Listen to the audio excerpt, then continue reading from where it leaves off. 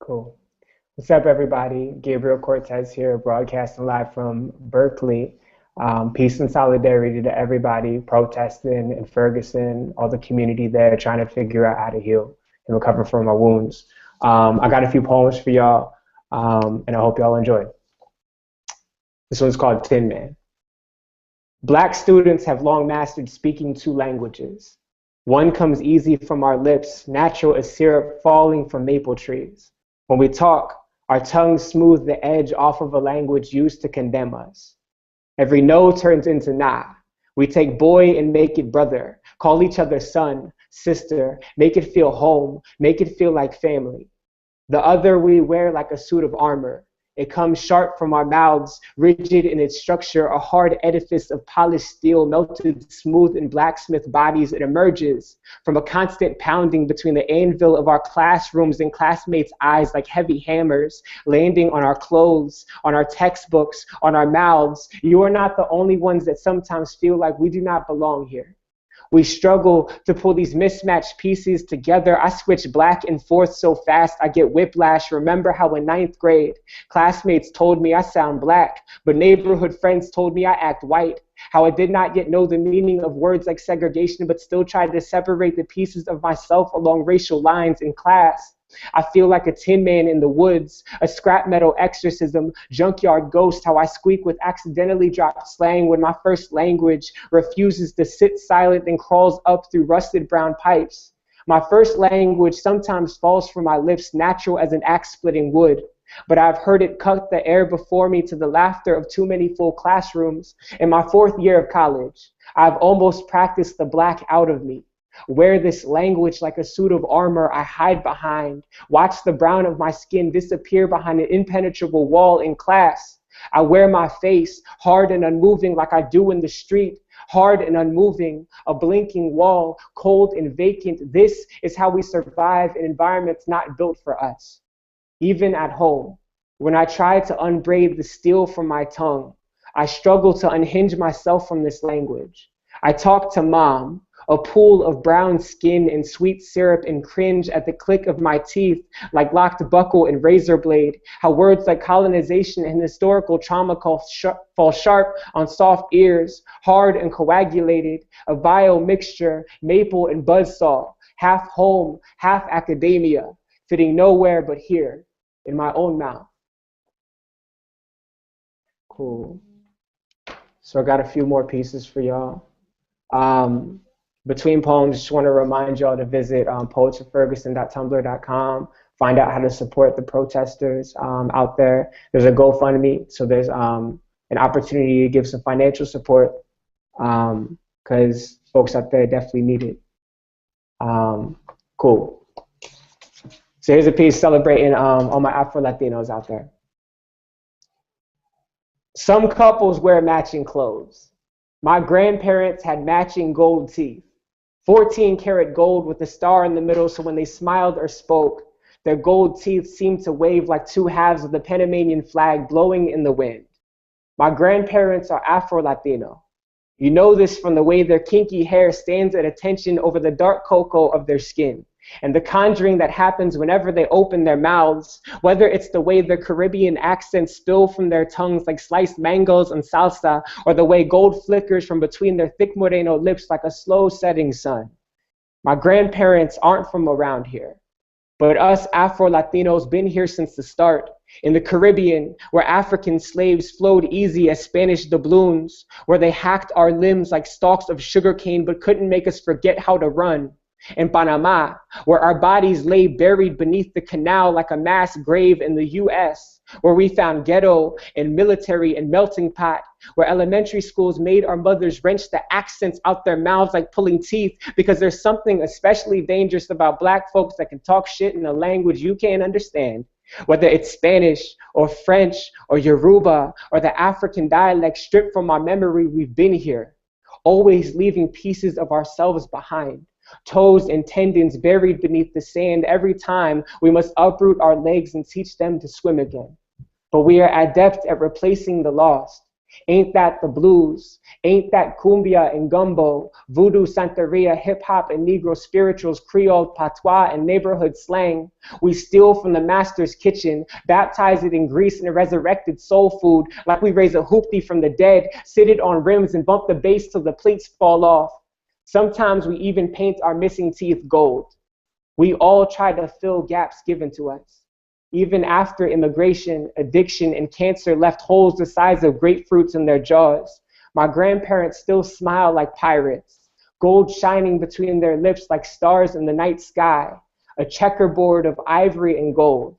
So every time I see an elder Afro-Latino with a mouth shining like the sun, I can't help but smile because I know they're healing, one golden tooth at a time. Cool. If you're just tuning in right now, there's a GoFundMe. I'll make sure to provide some financial support to the protesters out there in Ferguson trying to pay for their legal fees. Again, my name is Gabriel Cortez, broadcasting live from Berkeley in the Bay Area. So I got a few more poems for you. This one is about this weird hologram thing we've been doing with Black celebrities, whether it's Michael Jackson, Tupac, but yeah. We all thought that when you came back from the dead, it would be sporting a candy apple red jacket across a worm-infested chest, marching before a horde of undead superfans that rose again just to see you and Shimon through the graveyard, all olive skin and slick curls, all movie makeup, mischief, sunken eyes, and perfect teeth. Hungry for whatever it is Black zombie pop stars hunger for in the afterlife. Maybe atonement, like Billie Jean's Baby, the one you ran from so fast the sidewalk glowed behind you. Maybe justice, like Joseph Jackson's head clenched in the fist of a single sequin-coated glove. Maybe peace, like the man in the mirror who always seemed to moonwalk to and away from you at the same time with each pendulum swing of the plastic surgeon's scalpel. Maybe you'd come back just because you wanted to thrill the world one last time with a dance move you learned from the earth, another #1 hit pulled from the clouds.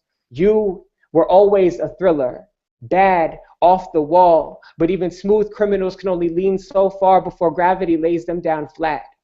Who doesn't remember where they were the day Michael Jackson died? Now, 5 years later, he walks again. At the 2014 Billboard Music Awards, a hologram Michael peeled himself from the walls of history to perform his new hit song, Michael, all scarlet pants and gold, all taped fingers and tiptoes, all ebony locks and ivory skin, never looked so smooth and so rigor mortis stiff, so on and off, so dead and alive, so ghost, so specter, so haunted, so shade, so black, projected before an adoring white audience that applauds after every programmed snap of his patent leather shoe as if he can hear. This is the latest in a long tradition of Black bodies put on display, like human zoos, world fairs, where African bodies were caged and exhibited like beasts. Sarah Bartman died and resurrected behind museum glass. Lynched Negroes in the antebellum South died and resurrected as strange fruit to satisfy white appetites for fantasy. Tupac, Eazy-E, Old Dirty Bastard, died and resurrected as hologram projections, tricks of the light, smoke and mirror computer renditions brought back to life to dance and sing and die again with the on-off flip of a switch. Michael is just the newest in this dance of corpses, this confiscation of Black bodies for our entertainment, to feed our insatiable appetite for more, the wealth we make on the back of Black icon, these beasts of burden, resurrected and removed of every sharp edge that made them a threat in life. What is Pac without the Panthers? Easy without attitude, ODB without the crack cocaine, and Michael without the changing face, the fire in his hair, the boys in his room. What is the Black body if not a deadly and amusing spectacle? And what is death but a minor pause to the show? Despite the album title, there is no escape from this. This race music, this Black skin, this no matter how successful you become, this no matter how thoroughly you bleach, this no matter how far you seem to cross over, we will always pull you back, even from the dead. Michael, it has been 5 years since we have seen you, and we have grown so hungry. We will eat till there is nothing left of you but the diamond dust of your shadow. the lights we clap for in the dark, till there is nothing left for us to come back for, till our zombie bellies swell, till there is nothing left to consume. So how we doing on time, y'all? Good? Got time for another piece, or what you think?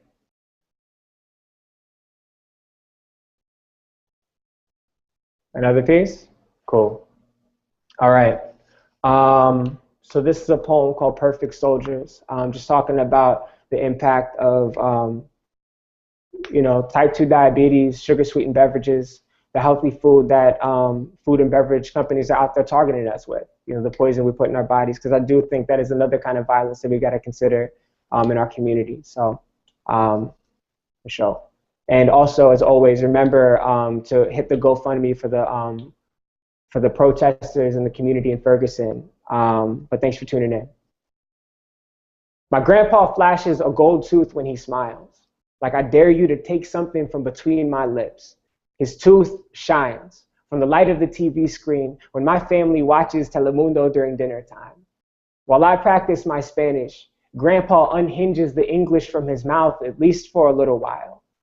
This is how we both learn to be Panamanian American, through television and food. He tells us of our ancestors, how they raised maize and yucca from the earth, hands steeped in indigenous soil. How as warriors, we drank cocoa and water bitter from the gourd, a medicine sacred to the gods. Between growing up in Colón, Panama, and a tour in the US Army, Grandpa is a proud old soldier marching through a never-ending war. At 66, we're scared that another stroke could do what no war ever could and cut him to the ground. He drinks. Like Aunt Maritza didn't lose both her legs to diabetes last year. Like half our neighborhood doesn't look like the emergency ward of a hospital, like he hasn't seen the pictures. How it is impossible to tell the difference between a roadside bomb victim and someone who just forgot to take their insulin. Grandpa keeps at least 2 12-packs of soda in the fridge at all times. I'm talking Sunny Delight, Tampico, High C, a jug of Kool-Aid in the back. Dr. Pepper lines our refrigerator door like a vest of dynamite, an arsenal of ways for us to self-destruct. It is how you learn to drink growing up in a country where soda is cheaper than clean water, where hunger is a canal carved deep into our bellies, where the only options for work are the docks and the army, because your country is as occupied by Coca-Cola as it is by the US military. When you must march to the call of whatever feeds family first, you drink whatever fits conveniently in your hands. I understand, Grandpa. But don't you know we are still at war with a country that wants us dead? How us children of Panama and America learn early to walk softly and carry a big stick, like US assault rifle in one hand, Coca-Cola bottle in the other. Our country wasn't enough. They're colonizing our bodies, our taste buds. It isn't a coincidence that the military and beverage companies call us their target audience. Our black and brown bodies marching to the center of their crosshairs at home. A Coca-Cola commercial followed by a US Army commercial flickers across my grandfather's tooth, and they both shine like the discharge of a gun. I learned to drink like Grandpa, like Colón, Panama, like $14 billion spent on soft drink advertising last year. The threat of diabetes is as common in our family as hard work, obedience, discipline. It is as common as Coca-Cola in our refrigerator, and we drink until the glass is empty, because we ain't never learned to pull maize from the soil, but we did learn to pull the tab from a Coke can. Did it sound like the linchpin of a grenade? Both explode under pressure. Ain't we just time bombs then? We march until they cut the legs out from under us. Ain't we perfect soldiers? Cool. Thanks again, y'all. And if you're tuning in, again, this is Poets for Ferguson. So make sure to hit up the GoFundMe. That's what this is all about. We're trying to provide some financial resources to the folks protesting out there to help cover their legal fees. Really important cause. I hope that y'all are enjoying the broadcast, enjoying the poetry. I know I am. And yeah, let's see. How we doing on time, y'all? Am I still going? Let me get the thumbs up and the thumbs down.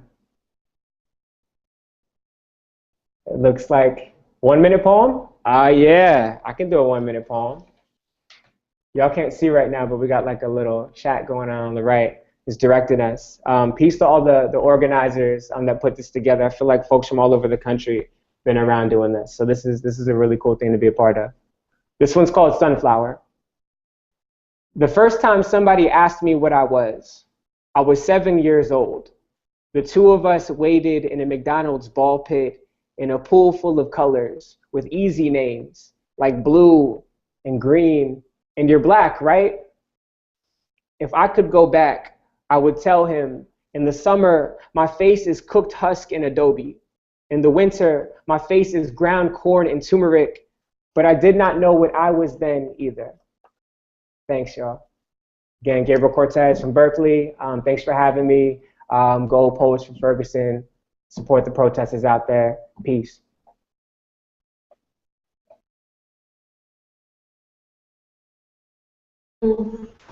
I am officially unmuted.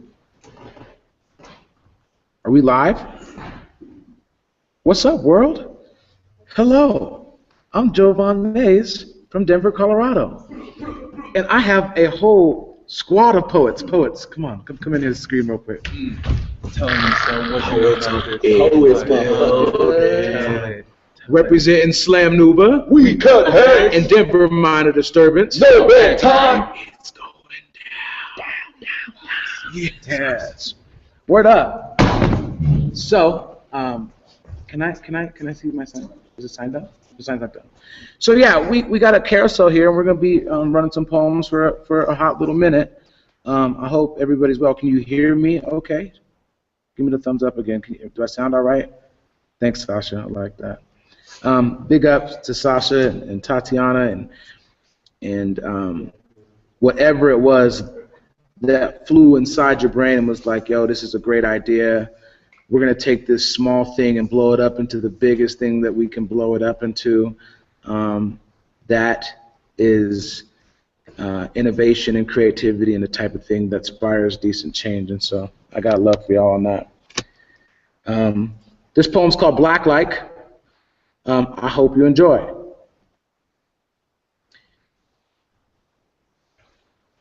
In the wake of Compton-born Stanford graduate Richard Sherman's post-game rant, my high school football teammate's mother offered a sentiment via Facebook. It reads, Richard Sherman, what a piece of shit. This is what happens when you let them out the ghetto. I bet you want me to be a particular kind of black, don't you, man? Not the threatening kind. Not the angry woman going off at Walmart, not boys arguing on the bus stop. You know, the kind that's not dark enough to eat you, the kind that won't swallow you, to make direction become unknown. I bet you want the type with stars in it, dressed in Bill Cosby sweaters and Oprah suits, but not like the ocean's bottom, the coffee with cream, the I have a dream type of black. And I bet you want me proper speaking. Pants above my ass and slacks kind of black, you know, calypso, not quite Gavi Amali, more don't worry, be happy, let's get up, stand up, just black enough for you to pose in a picture with on your vacation to Jamaica. Instagram shot with an African baby, black, I bet you want me to twerk at the art gallery while you drink white wine on First Fridays, and I bet you want the type of black to win you a Super Bowl, but heck, not Richard Sherman black, not Deshaun Jackson black, not Jameis Winston black, just black enough to still be cute. That's so Raven black. Adoptable black, but not black enough to scare you. Just black enough so that your kid can wear his football jersey. Not make you walk, clutch purse in a hurry. I bet you want grandma with wisdom black, your black friend, your black co-worker, the black person that you use as an example every time that you want people to believe that you're not racist. Quick question. When a black male tells a white lie, do we call this perjury? Or when a white lie blackmails a black male, do we call this history? So when a white male tells a black lie, what do we call this? George Bush, your father, whatever let the Klan fall out of your mouth on Facebook, ma'am? Herein lays the problem. Ladies who have decided that their tongues are not worth checking want young men like Jameis Winston to take speech development classes, Richard Sherman to be less Compton and more Stanford, and I know what lives inside of you. We have seen your fangs and water hose saliva before.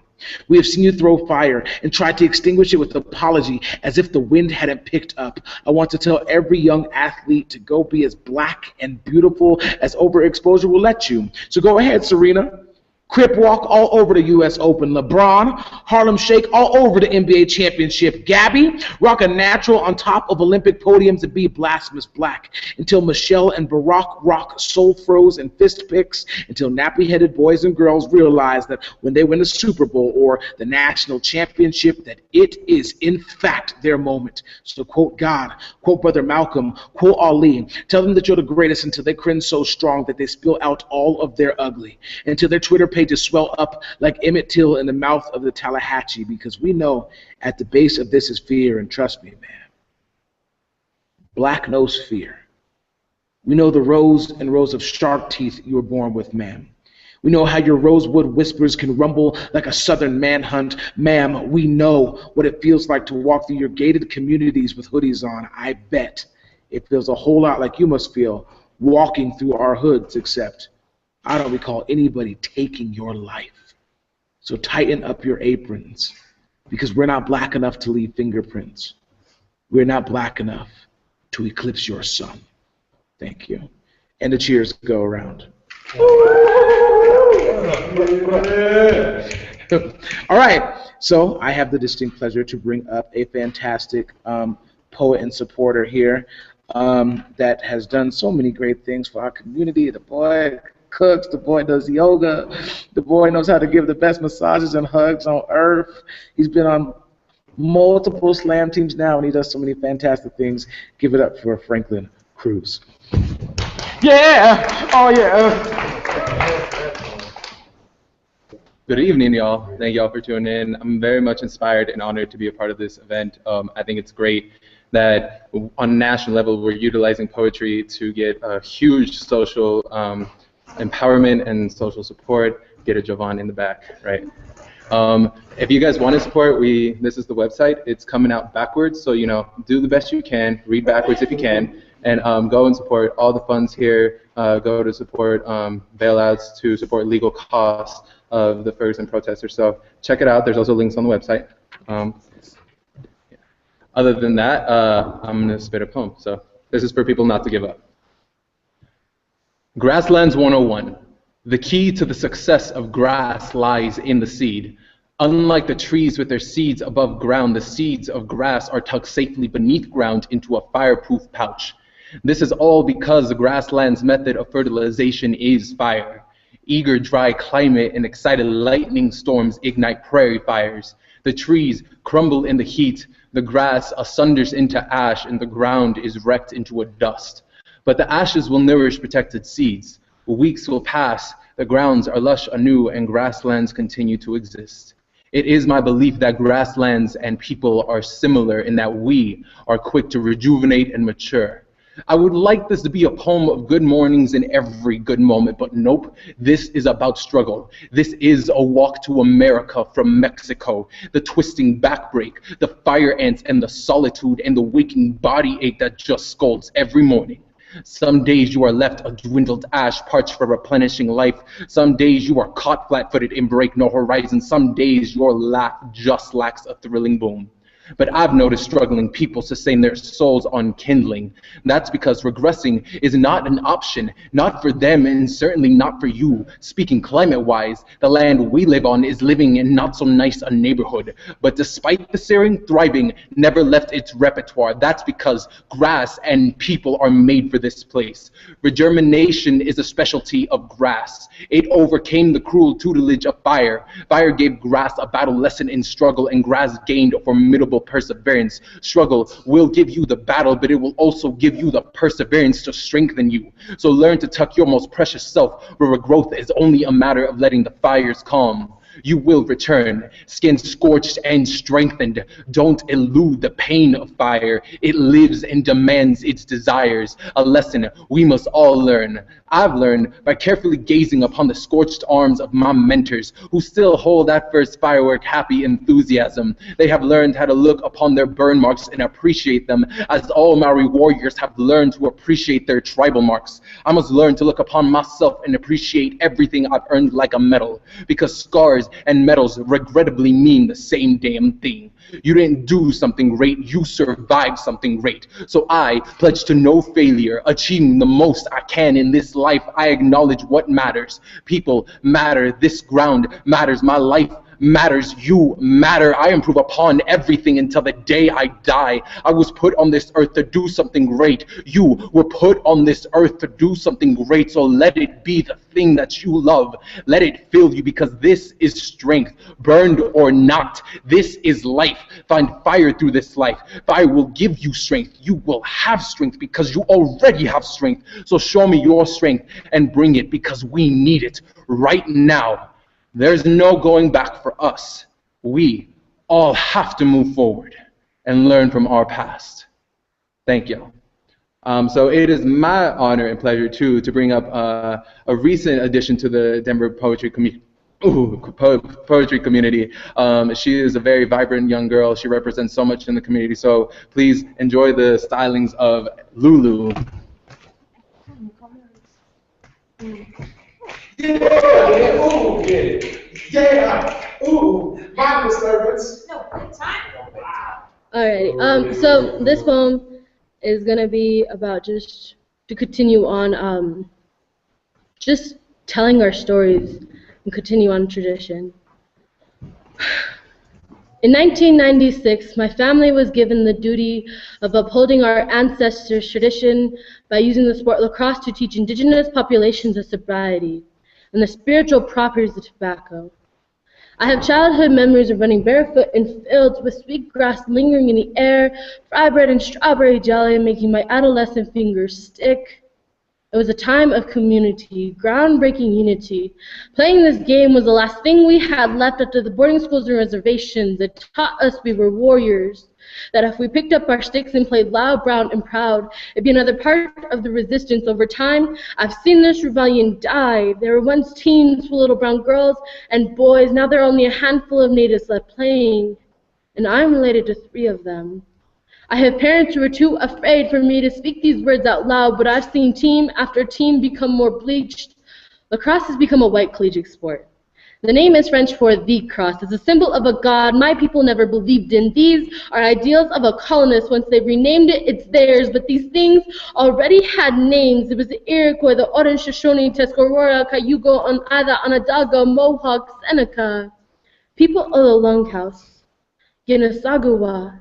Translation, the great law of peace. It was played to please the Creator, entertain him for good health, a prosperous harvest. It was played to end wars. It's funny how a game of peace could be stolen by an enemy. In 2012, the movie Crooked Arrows premiered. It depicted a group of young natives as underdogs to the white lacrosse teams they played against. It inspired a generation of white kids running to trade in their grandfather's blood-stained guns for feathers in their hair, pretending to be the great warriors my ancestors once were.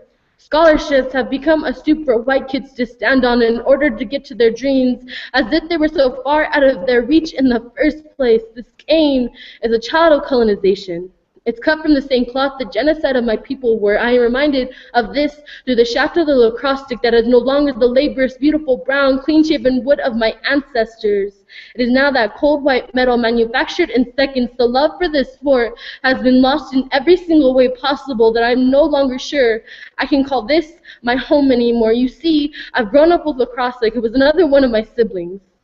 I cannot remember a time when it was not there.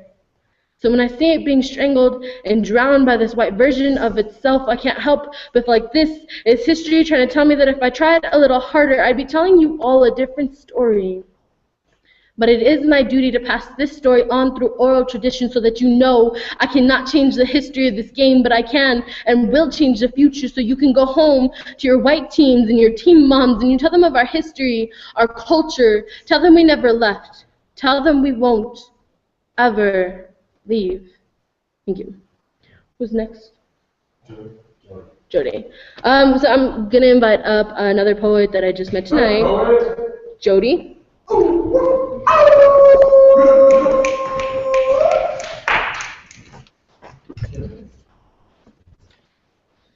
What's up, world? My name is Jody. Appreciate y'all for having me.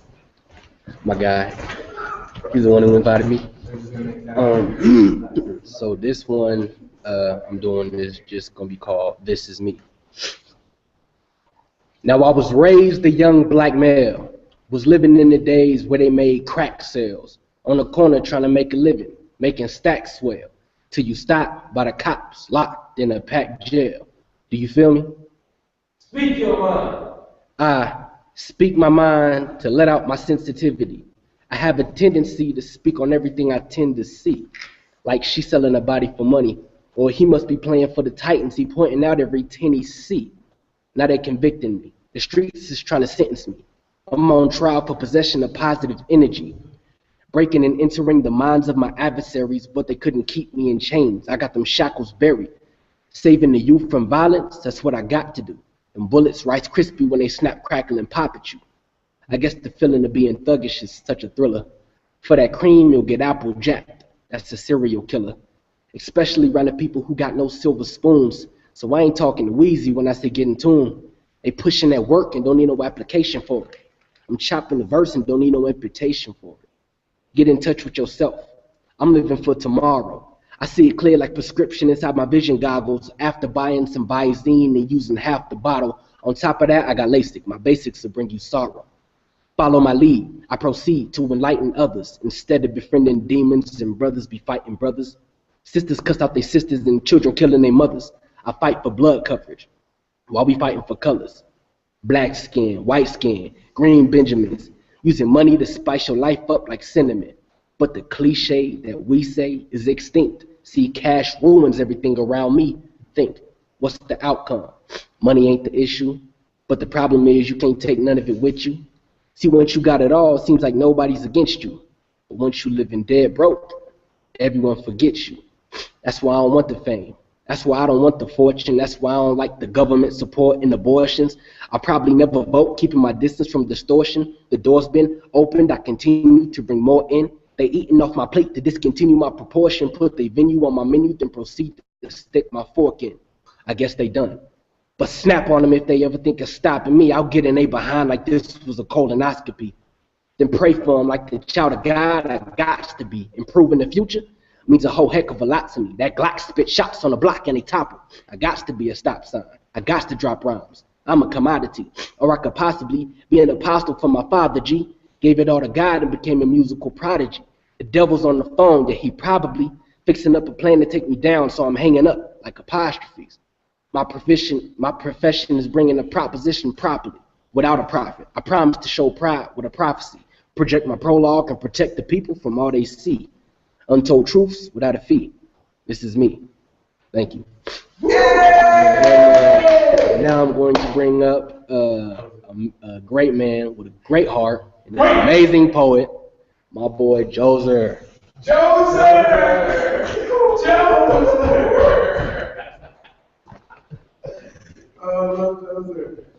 What's up, y'all? How's everybody doing out there in the internet, in the interweb? My name is Hoser, straight from the 303, representing Slam Nuba. Yeah, all right. This poem is called Walking. I got that special type of walk, the type of walk your daddy used when he first talked to your mama type of walk. Yeah, I got that special type of lead, so smooth, you think I'm cruising the lowrider on Cinco de Mayo. See, I've been working on my walk for a while now, ever since I was a little chavalito. I can recall my father walking me through the process at an early age. He would say, walking is one of the simplest ways you can show someone your freedom. You see, the first step to being enslaved is to actually get caught. Why do you think Martin Luther King and Cesar Chavez spent all that time marching? You gotta stay on your toes. The system has interesting ways of turning a man into a slave. If you ask my father for a ride, he would tell you to walk. After crossing the desert for a better life, he sees my walk to Slam Nuba as an easy stroll to the park, Walking in my father's footsteps has taught me that if you love something, you will do anything you can to get to it. Your feet will get you there if you allow them to.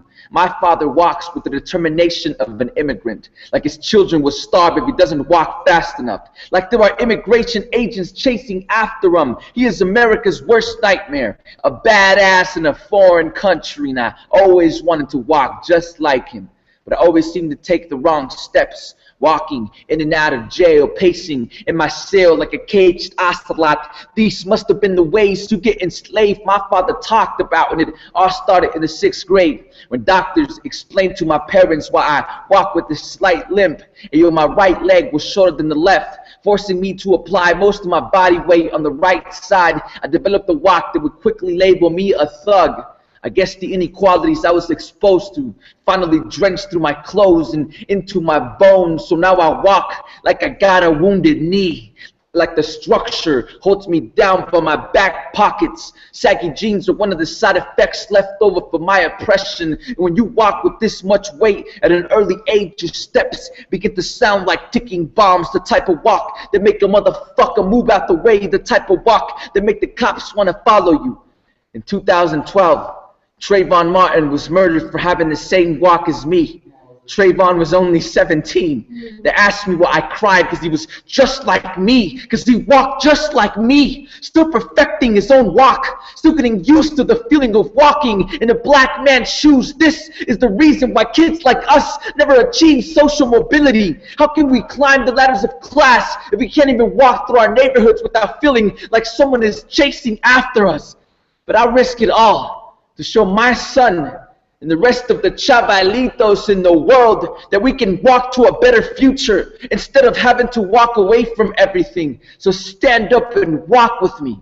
We have the weight of the world at our feet.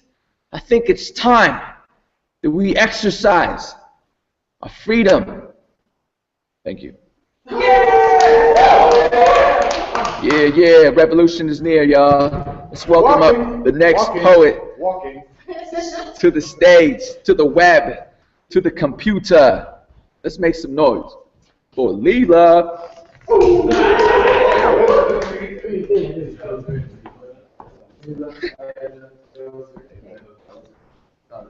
Hello, Internet. My name is Layla, and I'm going to read a couple of poems for you.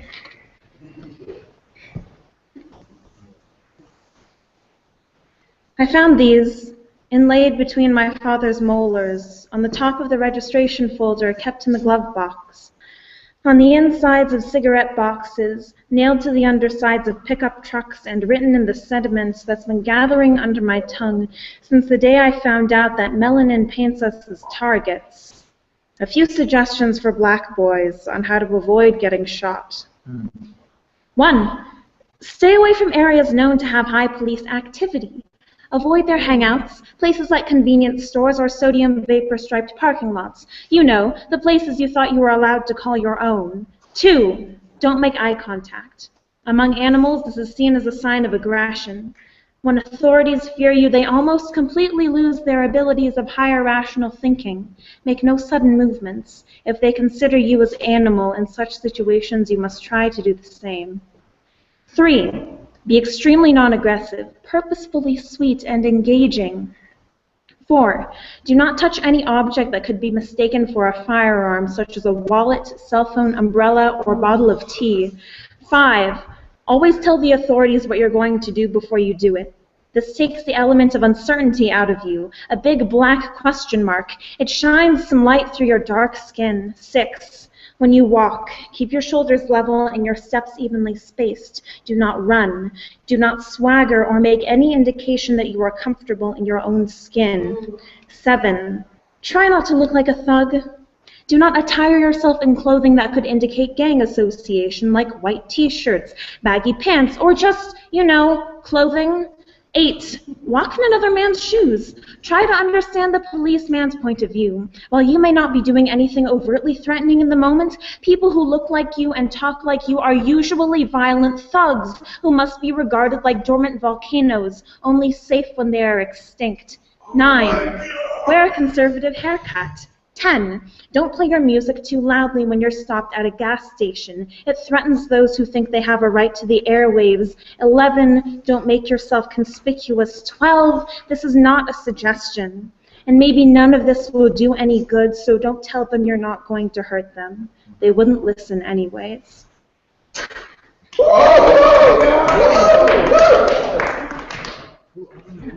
How much time do we have? All right. No, we'll just trade out for overall. Okay. You have to go soon or no? No, I can do it. Yeah. Okay. I'd like to do one more for youth like myself. Something a little more encouraging. Remember, there is a sky full of stars wishing on you. Remember, there's a hall full of gods believing in you. This is for becoming, for saying, tonight I will choose only pieces of who I am right now to carry into tomorrow. For saying how you can come to own the profundity you borrow from the throats of prophets, from the paeans and elegies of scholars, for falling down 7 times and standing up 8, for standing out, for winning that bout with the edge of the curtain that separates your incubator from the rest of the world, for the nights your mind's horizon begs to break day, and morning bells beg to ring true, and the pre-dawn night sky cries to turn blue, and the robin's rusty hue wakes you after the night the world knocked you out with its lack of light. Build the palace of your mind, make those hammers sing, and perhaps the mighty Saturn will offer you one of his rings. Saturn got rings.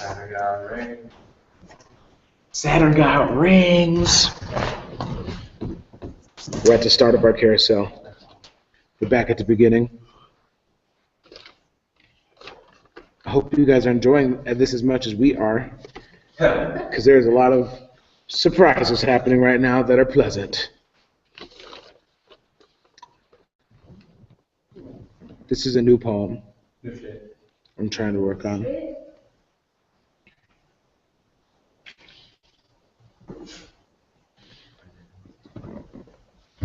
She takes a brand new bed sheet. Make sure that she irons out all of the creases. Make sure that it's set for royalty. That it fits perfectly underneath a saddle. That it will drape the sides of a horse perfectly. She then decides to embroider a logo inside of this thing, sets the saddle back on, and begins making her second suit. This one is another sheet with the creases cut out and a hole set for a man's body to fit perfectly inside of. The next, she turns into a hood, cuts 2 eye holes out, and puts a cone in the top. This was arts and crafts class in the South. Do you remember when you used to be creative? For 5 years, the mother of my high school sweetheart was a toothbrush sharpened into a prison shank. A sneaky I have black friends mantra. And when it comes to dating my daughter, it's different. Whatever happened to wearing it on your front porch? I guess this is your form of assimilation, of dormancy, of being proper, of chastising those coming out of the closet by crawling back into yours. Some of us just wish that you would hang it up like a banner, like those cute bumper stickers that emasculate Obama. But even those bumper stickers are more bold than most of you, who would give anything to join a publicly accepted clan, you haunter of progress. You stranded nightcrawler when the rain comes, we have seen you before. The way you roll up your windows and lock your doors when we come near. The way you tug at your child when they attempt to speak to somebody of a different skin color.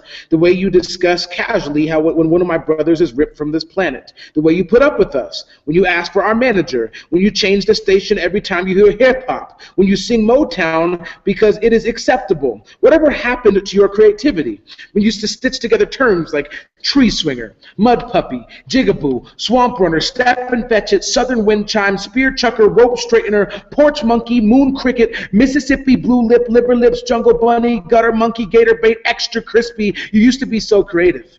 Didn't use the stars and stripes as your scapegoat. Had your own fucking flag. We could see it from miles away. You could justify it without being scared that you would lose your social status. When you accepted it for the trodden Band-Aid that stitched together the wound of integration.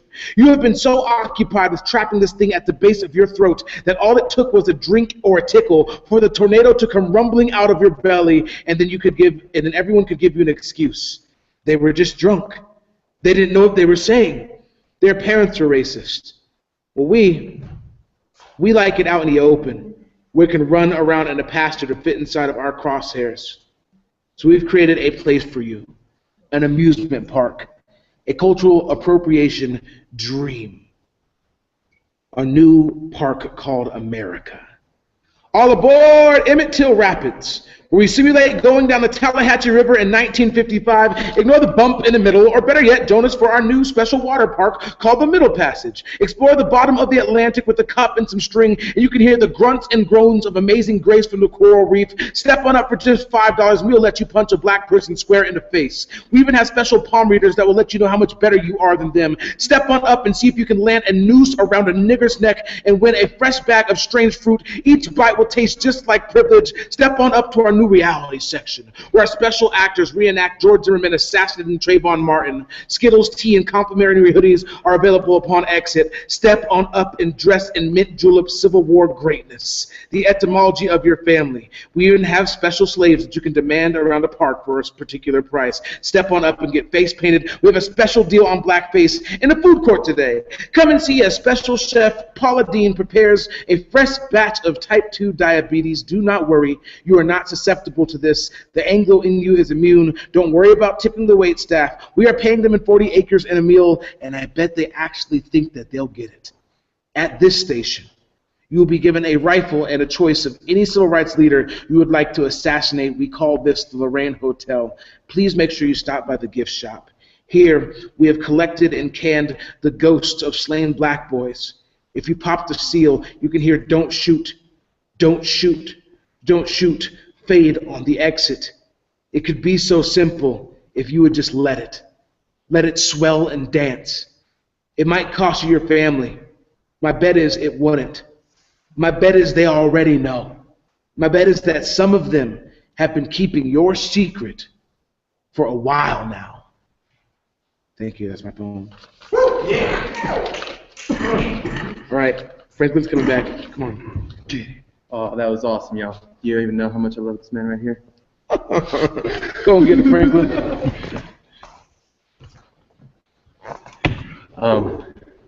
So I hope you guys are having a good old time. We're having a good old time over here. We're supporting each other. We're having fun dancing, yoga. And this is what it should be about. We come together to really help each other and empower each other through these tough times. And at the same time, we find our own personal actualization, our own story, and we find a purpose here. So that's something that I am pulling from this just to take away. But I also have a new poem too. I come from a family of immigrants, so work is something that is very much promoted in my family, and because of work, you tend to sweat a lot. So to break a sweat, to have the body drenched in work, in backbreak, that is the fruit of labor, the tree that bloomed and dripped down your face. How I come from broken sweat, from long hauls of work, how when I break a sweat, I do not wipe it away from my eyes. I let the salt in and it stings mis ojos. Let it burn.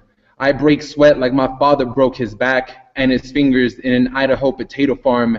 His mouth was not built for America, for all its round words. His mouth was built for campesino laughters, ranchero stories, Mexicano contento. But in his America, how's his teeth smile big and chop every word small. He broke sweat in conversations, worried all his practice, hopes and smiling would keep him a safe father, keep him a sacrificing father. I know my mother broke sweats every time mail or a phone call came through, hoping my father was safe, hoping he didn't freeze in an Idaho blizzard. How I taste this sacrifice in my sweat, how now this sacrifice is my body, my gift. I break sweats every time I can. Break sweats like mi apa broke boundaries. I break sweats to show what worthy looks like, to show sacrifice wasn't wasted, to build rather than crumble. To break sweat shouldn't be a mist, it should be a downpour, a heart race, a beaten body unforgiving in its victory. How the fire burns when the sweat pours.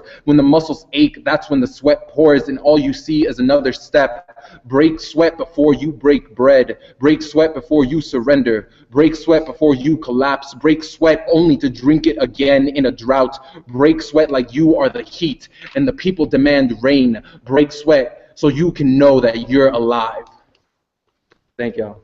So again, give a lot of noise and make a lot of support noise. I don't know, over the internet. That doesn't have grammar. Forget that. Just make a lot of noise for Lulu.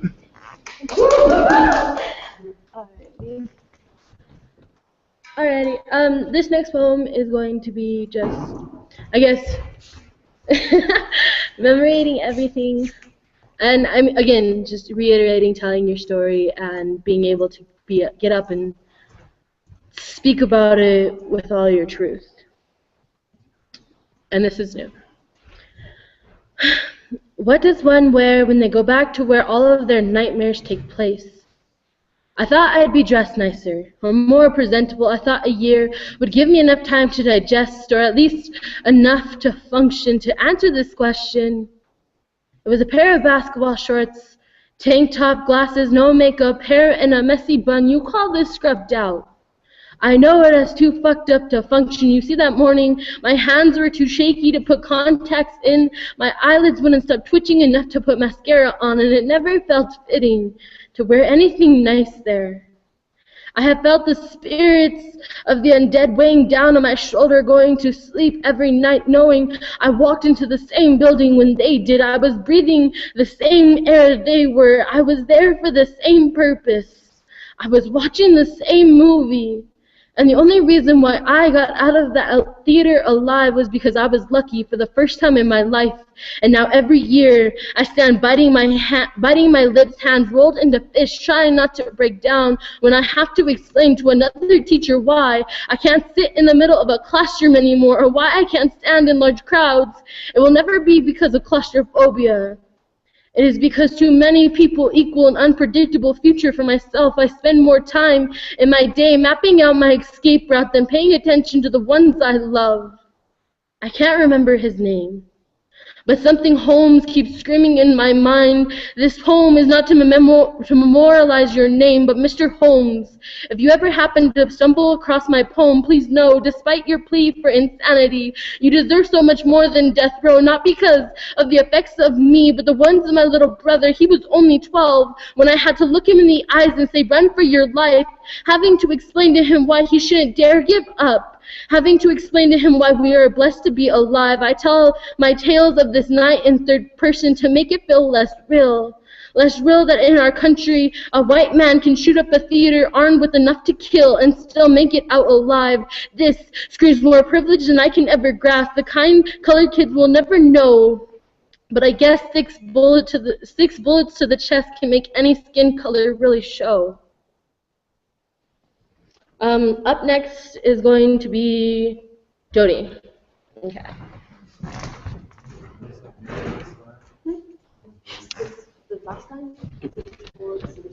We're back.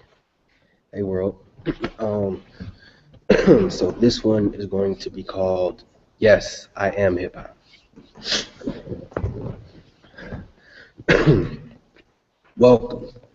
This is the bank I invest in, hip hop. But sadly, it's not manifesting the way it used to because of these new dudes in misdirection. So these days, hip hop just isn't interesting. Hint the reflection. See, now the game is just a split image of misconceptions, assault with a deadly weapon. See, now they talk about drugs and women. Yeah, I meant it when I said the game needs more filling, like I'm at the dentist with a cavity. They're gonna be mad at me when I convict them with all sorts of assault and battery. Had to be the reason that we attacked a new strategy. It's hard to flatter me. I'm from the Hard Knocks Academy. But my sins have been forgiven automatically because my Savior was crucified and died drastically. I'm the head, not the tail. It ain't no passing me. I ain't trying to be the best. Why you asking me? New form of variety, psychologically branded by society. Looking in the mirror, asking myself, who am I to be, future-wise? As I'm preparing for my future, eyes watch me anticipating my fall, but I'm used to lies. And that is one of them. But let me finish utilizing Visine. I cleared the vision for your useful lies. This gangster rap is corrupting you, interrupting you in destiny, leaving you in the courtroom with a suit and tie. I understand that this can be too much to scrutinize, but the truth relies on you for you to use it right. If you don't want to get left, you best be choosing right. For death, get a grip around your neck, tied nooses tight. I guess you riding for your boys if the coupe is nice. And you ain't taking no crap unless you're shooting dice. Catching them slipping like they wearing bowling shoes on the ice. Now you a killer if the mood is right. Approved the bruise the night. Now you accusing like you wasn't the one that shot for the dudes you liked. Now they cruising in a good mood with their bruise on ice. Mama think you hooping. Bad excuse, you used it twice. They said our youth will never make it. And you proved them right. Better cover up your face before you lose the fight. And I ain't talking about no mask, homie. Lose the knife. Quit stealing, quit killing, quit damaging. Use your life. I got a message, so I spread it. A lot of people talk about their fetishes, but forget it. I am the president of the United States of Americans who giving out good deeds in a world full of negatives. Put your fist up, bruh. It's on because I said it is. Things will get better. Do we even know what better is? Better ain't the fast life that we have been embedded in, and I ain't trying to be a resident of where the devil lives, all stuck in the crevices where the menaces hate the genesis. I'm being generous. They don't know what a new beginning is. But we feeling limitless when we find out what winning is, but can't give encouragement to the innocent. It's a mystery why I seem to be so into this, and it's a trip that most of the world got no sense to this. I see cops mugging, looking for hints of a membership. I'm being positive. Scratch anything that can hinder this. That's why you catch me trying to put an end to this. Finish this, accepting each other without disrespecting our flaws and our blemishes. Make a change. Quit getting money and just spending it. That's why kids over-exaggerate on what attention is. You know what my intention is? All these so-called rappers taking offense to this, whose names I won't mention. I'm trying to give insight to what the vision is. Being sensitive. Please take heed to my sentences. Think you hot dog, trying to catch up, and you know it. Mustered up some vanity just to relish in the moment. Hey, listen up. All this insanity is potent, and so I inspire because it's a critical component. Too big to be little, but I don't belittle my opponents. But I'll say this, real talk sounds much better, don't it? I don't think they feel me. Well, tell me this, who would have thunk it? A young kid from the east side with a G's ride would have sent them shots, and later you see he died. But instead of that, I am light years ahead of that. I mastered playing my cards right. Where my credit at? Drop my own CD, performances in DC. Immediately after that, I started on an EP.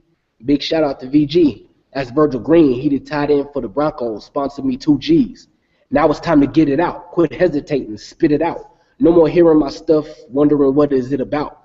Weapon at your neck while you listen, you'll be set now. No violence, but the silence proves my mouth is my projectile. Repping for my Jesus, and he just will never be let down, because I refused it. I used this music to prove we blessed now. Hip-hop is my home. I guess you already guessed now. Come experience a whole new intellect now. Appreciate y'all. So next up is going to be Layla. Yeah, Layla. Yeah. One time for the one time.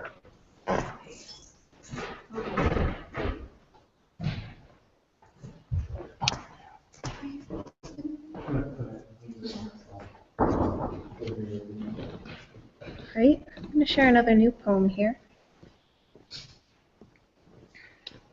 This is all infused with physics stuff because I like physics. So here we go. Consider this. A peculiar romance exists between matter and antimatter. They are both born out of they are born together out of pure energy. But when a particle of antimatter and a particle of ordinary matter come into contact, they mutually annihilate, turning back into energy. But there is no law of physics that dictates that we destroy each other. There is no law of human nature that orders us into aggression. There is no law of appearance that says the black man is out to destroy you when he moves fast. We choose every action, and it is our responsibility to define ourselves. We do this through making choices, and in choosing for ourselves, we choose for all of humanity. Our individual acts define the concept of human nature, and each nascent voice is too important to be swallowed by a bullet. Every single one of us is built of debris. the result of cosmic destruction and constant rebirth. We are the aftermath of sidereal endings. We are the mosaic of millions of years of rotation and revolution, the siphoned down, simmered breath of supernovae. The Austrian physicist Erwin Schrödinger defined life as that which takes chaos and uses the energy around it to create order. But around our roots, we soak up poison and forget that it is not the only fluid available to us. Thank you.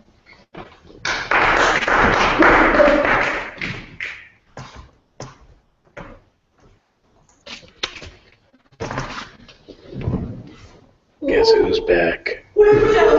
Back again.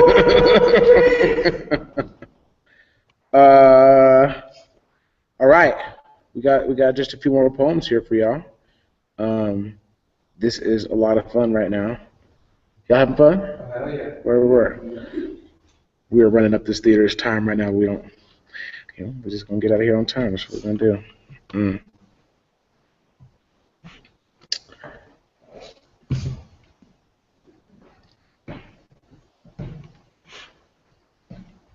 To the black boys. On these days, we are all black boys. All smiles, all aspirations, bright, brown-eyed, figuring this world out. Learning how to perfect our hair, our jump shot, our end zone dance, our mat game, while your mama makes you put grease on your elbows. We laugh explosive, teeth barely grown in. We ask questions to shit we already know. We want to do everything. Be famous and see the world, like kids do. From church skinny ties to flat-billed hats and matching shoes, from finger waves to gumbies, from mini fros to dreadlocks, fresh-fitted, the freshest of the fresh, ready to grab her hand during couple skate or bring home a report card. On these days, we are all black boys. All body bags. All broken. All wounded. All holy. All unable to describe, all autopsy. All weeping mother. Baptized in sirens and secrets, unaware that others could supersede our own darkness. On these days, we are all black boys, our spirits drifting into the night sky. Nephews, cousins, uncles, fathers, black boys. On these days, grandfathers become boys. They stumble back into time when the narrative was the exact same, when their whole neighborhood had a funeral in the middle of the street for the kids whose name we all knew. Mother crying in the backdrop, and black boys watch black boys become asphalt. On these days, sisters become black boys. Only knowing how to teach them how to find the right girl. When air is stolen, it feels like you're breathing molasses air. Like every gulp has his laughter in it. It travels through your body like a horse carriage casket lowered into your chest. Breathing is so heavy on these days. On these days, we are all black boys. Especially the black boys. Ignorant, unaware, and out of control as they should be, horseplaying, emulating their favorite rapper, athlete, or man in their life, so full of effort, so willing to try, so unsure of the world's ways, maybe wanting to be a police officer one day, a doctor, the president, hoping they could steer this thing in the right direction, that they could stitch their friend back together. He wishes he had wings so he could fly to a penitentiary and say hello to some of his family, wishes he could lift everyone out of this great big world, wishes he could crumble up all this bad into dust, but he has no idea he's growing up so fast. He can only see it in the way that they see him. Patrol cars are more curious. Billy clubs are more hungry. Bullets are more inspired, and he knows this, but he doesn't know why. Thinks he's famous. Doesn't feel the crosshairs sizing him up, but we all do. And we still fail to intercept what we saw coming. And these days, we are all black boys. We are broken, bleeding, and baffled. Thank you. All right. You ready, Frank? Let's do it. Coming back with Franklin.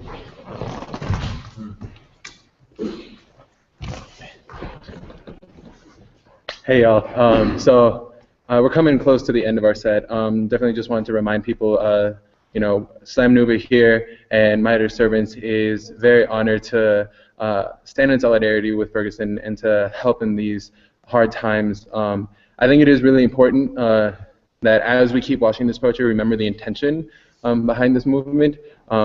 Again, if you guys have any funds that you can support, please go to Poets for Ferguson .tumblr.com. It's backwards, but that's what it says. Trust me, I'm a poet. I read, right?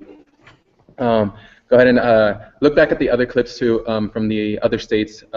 Remember, this isn't just a regional thing. This is now a national thing, and everyone all over the nation is participating in this, which is a great, great demonstration of unity amongst the poets, and I'm very honored to be a part of it. So this is going to be my poem. So I'm starting this cooking class for cannibals, and it's covering the basics: frying, roasting, steaming, and stewing. Now, I can imagine what you're thinking. Franklin, who on earth would actually buy a cooking class for cannibals?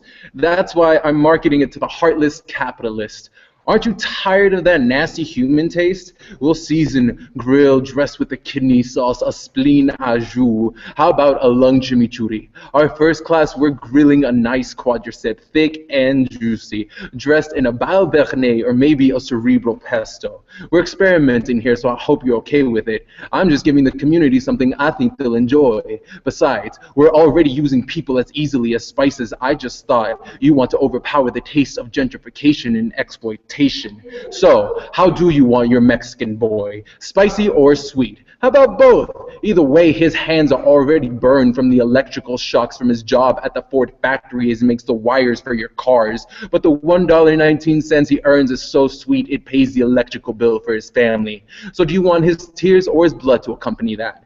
How do you want your big girl, roasted or deep fried? Because either way, she's going to be stuffed with enough insecurity. She's going to be moist and tender. I've got a sweatshop child sitting on my counter right now, planning to use her on Papillon with basil, thyme, acorn squash, and beets. Her meat's been overworked and underpaid for a reason. Got an immigrant mother cleaning your house from who gives a fuck where? Perfect. I'll show you how to smoke her meat in less than 5 hours, leaving a savory mesquite flavor. For le pièce de résistance, I have a Mexican father I've souped off the borders. His meat's a little tough from the separation from his family, but the perfect way to tenderize that is to saute his kids right in front of him. Our last class is going to be a potluck, and only the top of the top are going to be invited. We're covering desserts on that day. I'll show you how to beat the potential out of the future generation. Nothing easier to work with than those who don't have a mind yet. They're going to be inner city kids anyway, so it's not like it'll really matter. I'll show you how to whip the expectations of their parents into a sweet buttercream frosting. This is a very exclusive class, just to let you know. You have to actively ignore the actual hands you're putting your money into. Disregard the millions of other hands that produce everything that you own. You have to abandon all your feelings of solidarity.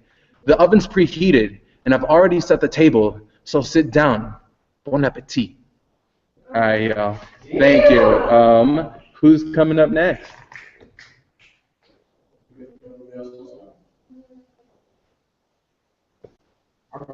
You'll go? Hey, y'all. Guess who's coming back? The beautiful, the luxurious, the majestic. Please give it up to Jovan Mays. All right, seems like this is probably going to be our last poem before we check out, y'all. Thank you for y'all's time. Allow me to pull something up real quick.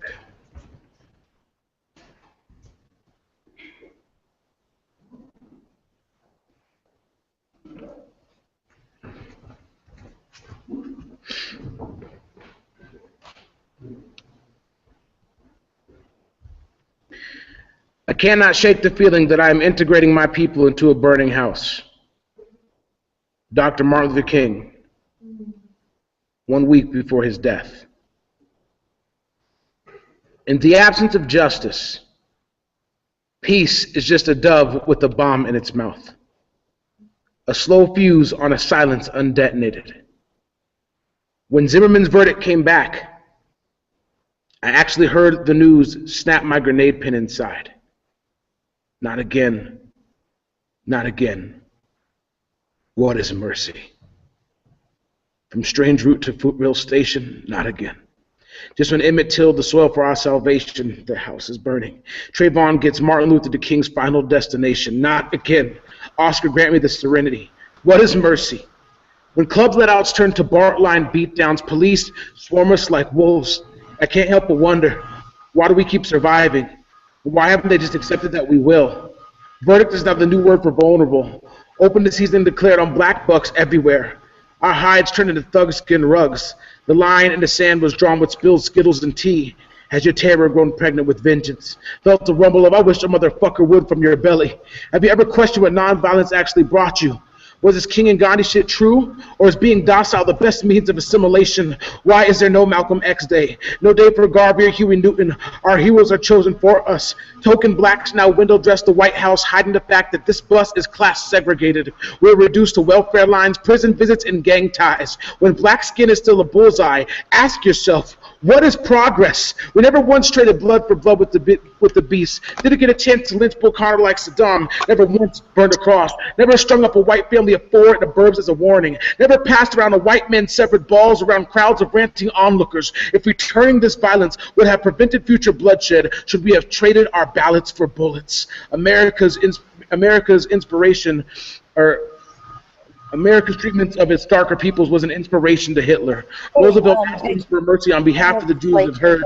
Ross Vinston cried, what do you know I'm of having a murder? weird time with my computer. The house is I burning. can't see It took me 28 years to ask myself, why is it so bad to want your controller's blood? An invitation written in the rape womb of your greatest grandmother should be all that you need. What happens when all your tricks are prepared for? When black boys are put out for bait, waiting for you to profile, and responding cops are snatched and drug into the darkness? If it were up to me, Donald Sterling would be sacrificed. Half-court Game 7 of the finals. A special invite to the parents of Rodney King and Jordan Davis. Be happy these apex human beings are playing in your league. If the Black Panthers were supplied by the NFL, you bet your ass more bloodshed will be recorded in our school books when the mighty Negro caught masses whip and gazed into his eyes. Can you imagine lynch ropes burned, billy club kindling? Try us. Just know that when this tale is told, you will be a karma-filled villain. They will understand. They will understand that when a culture is forced to a corner, it will be wild and it will be merciless. So may your guns turn against you. May no one feel sorry for you. We will wear your skin like a trophy. We will wear your skin like a warning. Us all new-aged, us all Nat Turner, us a choir of flames. Thank you. Word up. That's it. Are we done? I think that's it for our time slot of 11:30. Over and out. Let's all get into pick real quick. Signing out.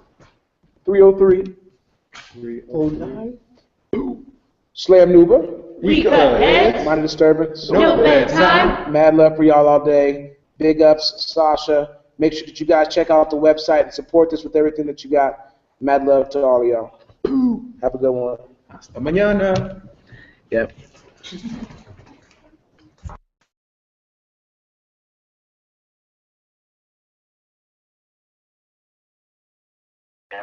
Okay. Hey guys, this is Sasha again. I just want to say thank you to Nuba for bringing us in and sharing all those amazing poets with us. Oh my God, I'm so impressed with everything that I just heard. And if you're impressed, then you should share this link with people that you know who aren't already tuned in right now. And we're also still taking spots. So if you are interested in being a poet that's performing with Poets for Ferguson this evening or tomorrow afternoon or tomorrow morning, let us know. If you want, you can email me or you can message me on my Facebook page. Search me. My name is Sasha Banks, and if you friend me and message me, let me know what time frame works for you. So we're still taking poets right now. All you have to do is message one of us, me, Tatiana Brown, and we'll be able to get you up and get your voice heard on this 24-hour live stream. Up next, we have the ravishing, amazing, fierce, badass Jarvis Subia coming up right now.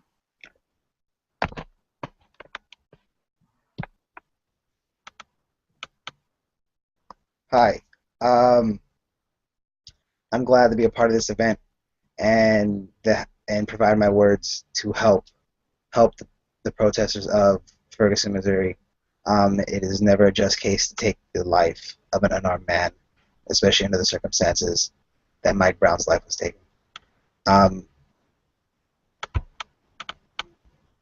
This first poem is an open letter to Justin Bieber. In January of this year, you, Justin Bieber, were apprehended and arrested for drag racing 2 luxury sports cars while under the influence, sparking a nationwide petition to have you deported from this country.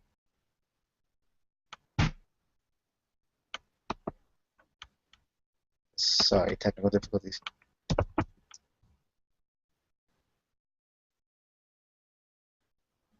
Poet that's performing.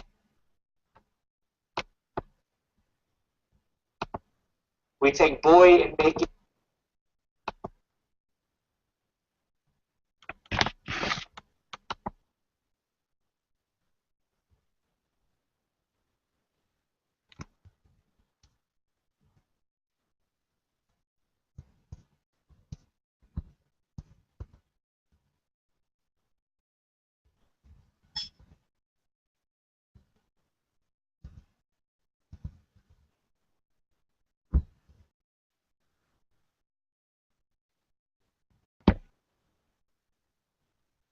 Hello?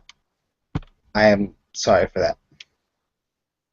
Alright, I'm going to continue with my poem.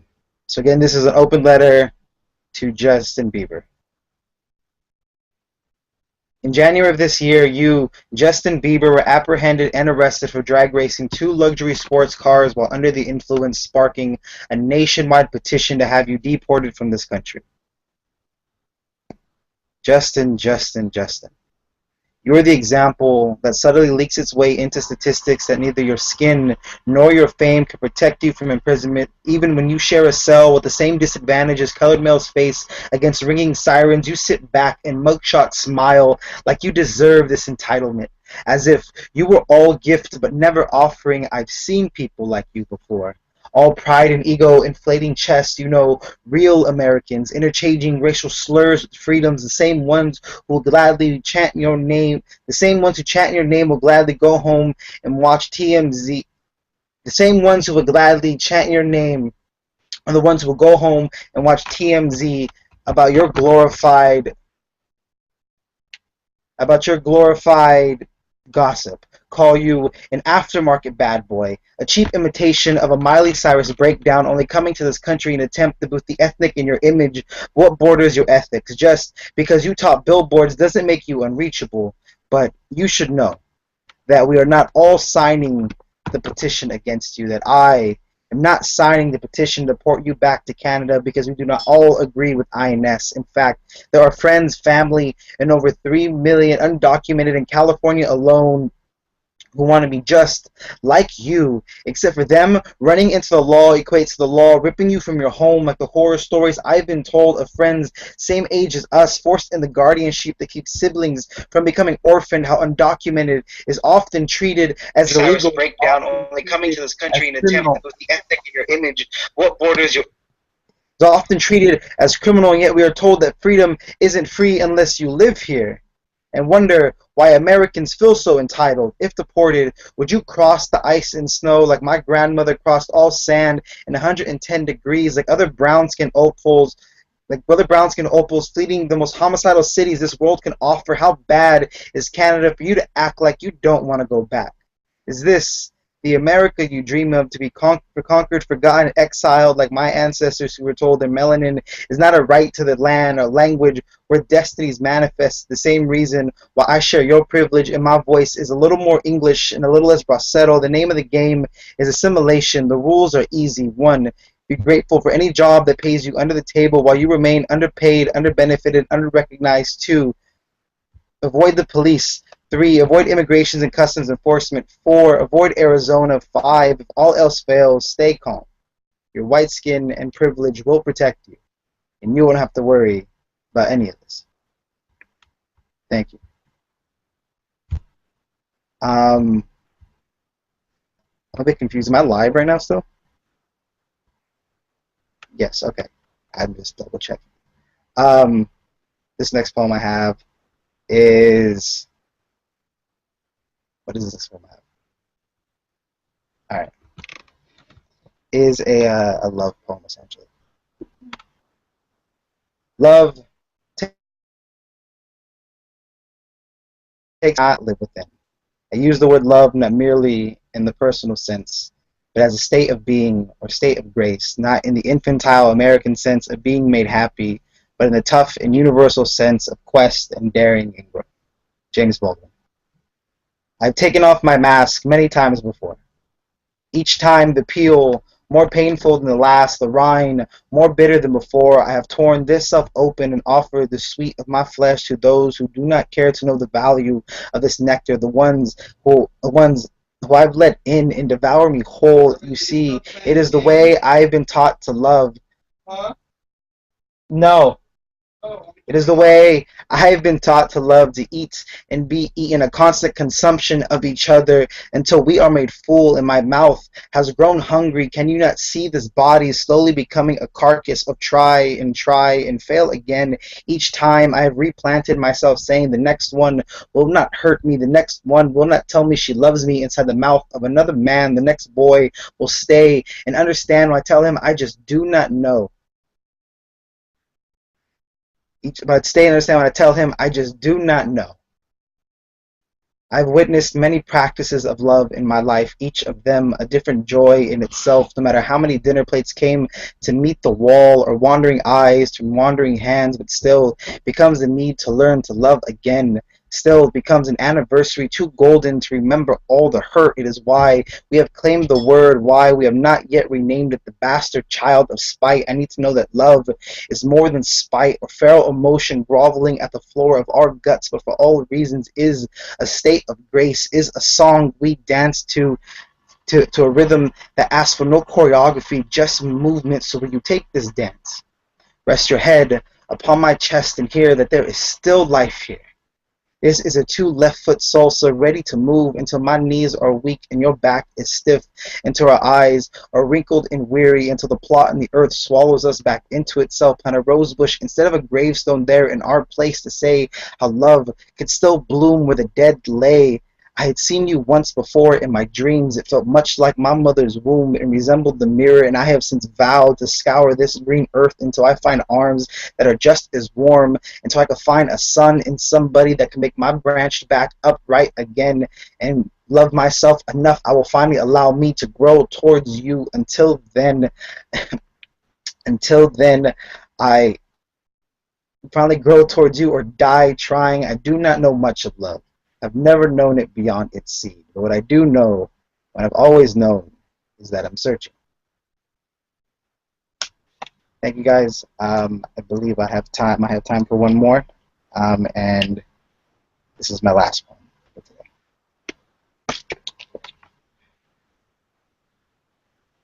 today. If I die, bury me inside the Gucci store. If I die, bury me inside the Louis store. All I want for my birthday is a big booty hoe. All I want for my birthday is a big booty hoe. All I want for my birthday is a room full of booty bouncing boppers, neck checking beats to the sounds of 2 Chainz. Asses pressed back to hold up the pride of us lost boys trying to find manhood in the wombs that made us. Because the vision in the telly tells us that we can only be sexy when naked, that we can only be naked when sinning, so we'll be godless children. Find faith in the fuck. Calls biology, calls the cookie cut media will tell us to cut, trim, bulk, lift, tone, shape, and flex to sex, play, electronic trance until we puppet dance. They will make a consumer out of you. Connect market dots between a baby boomer or two. So on my birthday, we'll gold chain, make it rain, and spend. Like lives don't depend on cash value and how you stipulate the economies of your stimulate. Tell us we can't buy happiness, but I ain't never seen a Benjamin frown. Sell this soul for 100 and millions could be found. And we purchase self-esteem and the swagger that the foreign hand sewn into the Nikes will make you better. That beauty is in the eyes of the beholder. For those who hold nothing, just aren't beautiful. That beautiful is silicone stuff, steroid injected, and runs off 200 calories a day. So on my birthday, we're not going to have any cake. We'll just light the tops of whiskey shots. We'll fist pump, get drunk, and black out. Find the trend in the weekend. Keep us young because the prize is at the bottom. Find the trend in the weekend. They'll teach us young that the prizes are always at the bottom, so we'll search for these bottoms by the bottle, not care when the rock's at rock bottom. Never hit as hard when you waddle, so we'll drink till we're sloppy. Find ourselves in the commodity, put we in the hypocrisy of the poor, giving back to the rich, become a nuisance for 2 cents, leave us with no sense for common sense. Instead, we'll find the commonality in our ignorality, ignore the common in our materiality, becoming the monetary nationality, a country of fiscal fiends, trying to become the crack addict aristocratic we used to demean. So what's this all mean? That on my birthday, we'll celebrate in the land of the dollar. The same dollar that give us to wipe the blue off our collars, the same dollar this place used to pride on selling people for. Neglect to tell us that this country was built off the poor, that manifest destiny always taught us the philosophy of more. So on my birthday, let the screens tell us to want, let the music tell us to want, let we tell us to want. So when I die, I wish they'd burn me in the jewelry store. Thank you guys. I appreciate you letting me speak. Please donate through the link in the page and continue watching.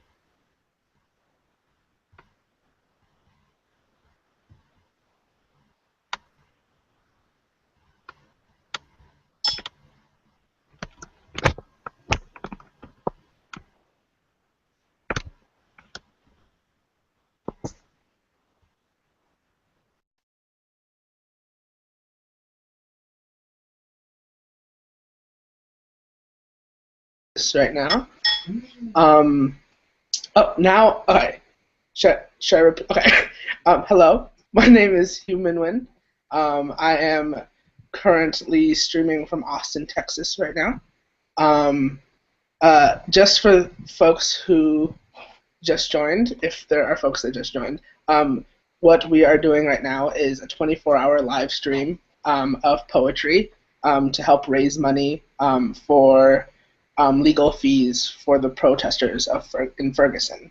Yeah, so I'm going to just read poems. All right.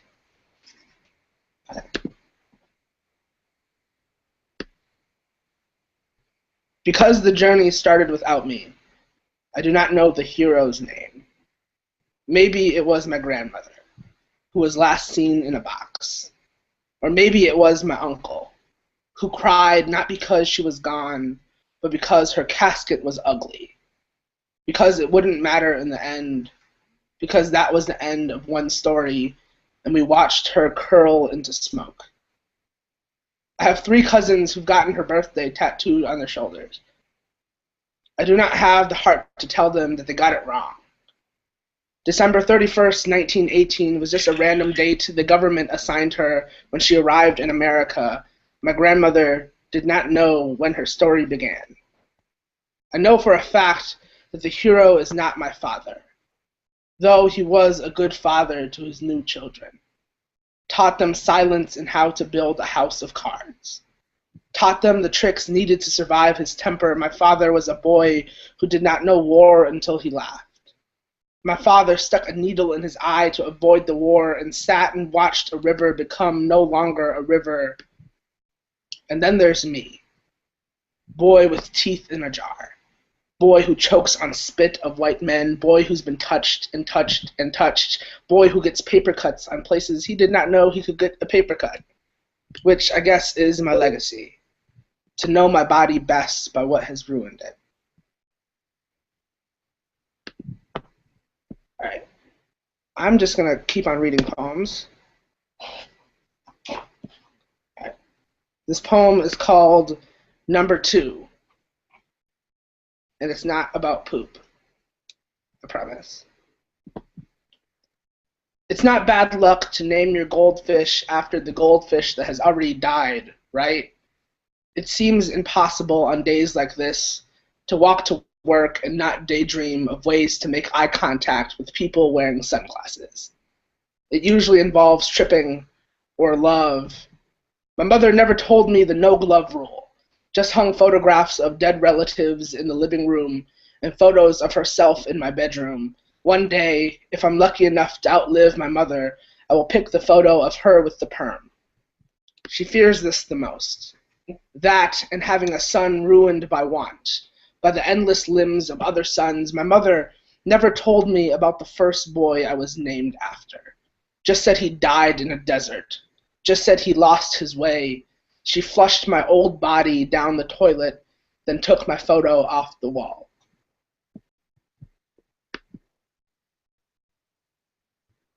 This poem is called Cockfight.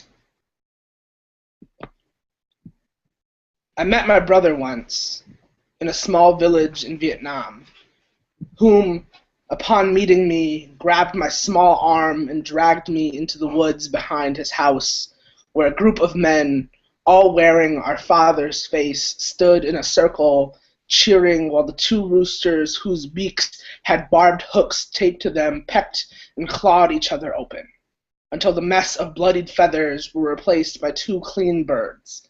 One, my brother's, the other, a man who, I am told, is deaf but vicious.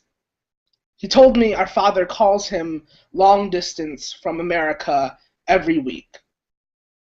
I can't help but wonder how they can tell the roosters apart, since the blood has turned their feathers the same shade of burgundy. I told him how our father, who lives only 3 miles away, avoids making eye contact with me at supermarkets. I can tell this made him happy, though he didn't cheer when the crowd cheered when one rooster fell to the dirt with a gash in its neck. I knew he was the winner. The way he lowered his head to hide his smile, how he looked at me, then snatched his earnings from the vicious man's hands. I learned what it was like to be a brother by watching the roosters, and how, at first, the air was calm, until they were introduced, and then they knew there could only be one. Okay. How are y'all doing? Again, I would like to plug the website to donate. It's the GoFundMe. You can probably find the link at poetsforferguson.tumblr.com.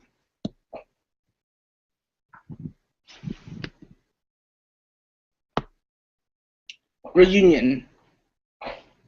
You can't uncremate your grandmother.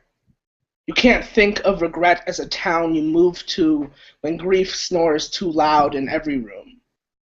You can't siphon her dust back into your arms, and if you could, she'd still be gone.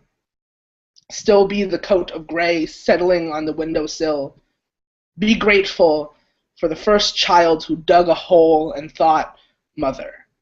Be grateful that we bury our dead and not leave them where they died, bodies flooding over highway medians. The bed you shared and will continue to share with your grandmother, North Minneapolis, a sea of leather ruined by heat and death. We belong to everyone who can pass our names through their warm mouths, who can smell the rotten air without flinching, who can tilt their noses up into the sky and think, family.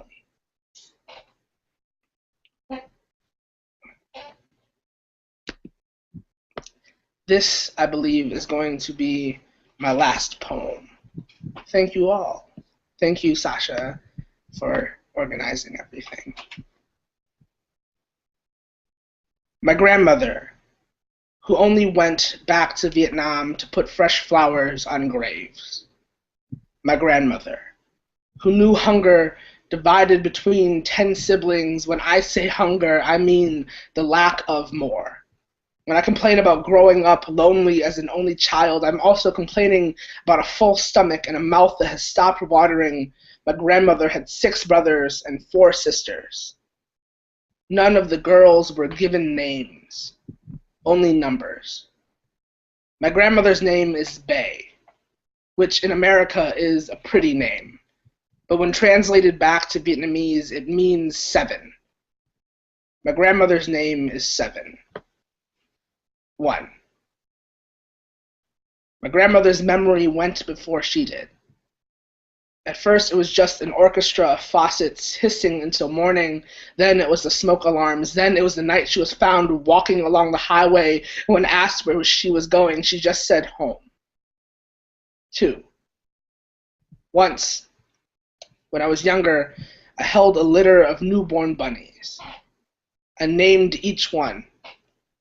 When I returned them to their cage, I watched their mother kill and eat each one because they gave off a strange scent, because they smelled like me. 3.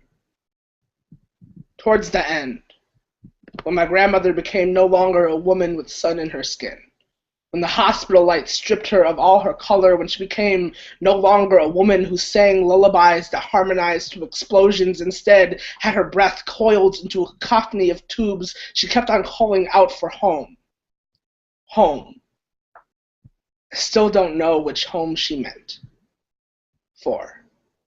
The last time I went to Vietnam, I was surprised that the ground did not open and swallow me whole. I know I am lucky enough to have been loved by her, even though I smell nothing like gunpowder. 5. Because I fled a house that was not on fire, I belong nowhere near the ocean. Because I know nothing of war, I will not use metaphors that do not belong to me. My parents' divorce is not a war. My grief is not a war. My sadness does not shrapnel. My sadness does not flatten an entire village. My sadness is not a war. War is war. 6. Somewhere, not here, there is a house that does not look like a body. Somewhere, not here, my grandmother recognizes my scent as not her own and then gouges out my eyes. 7. I was born once. I was held and given a name once, and how many times have I wished for something easier, something that didn't dirty a white mouth, and how many times have I looked for my name in gift shop keychains and walked away upset or blank, or walked away wearing someone else's face. Thank you.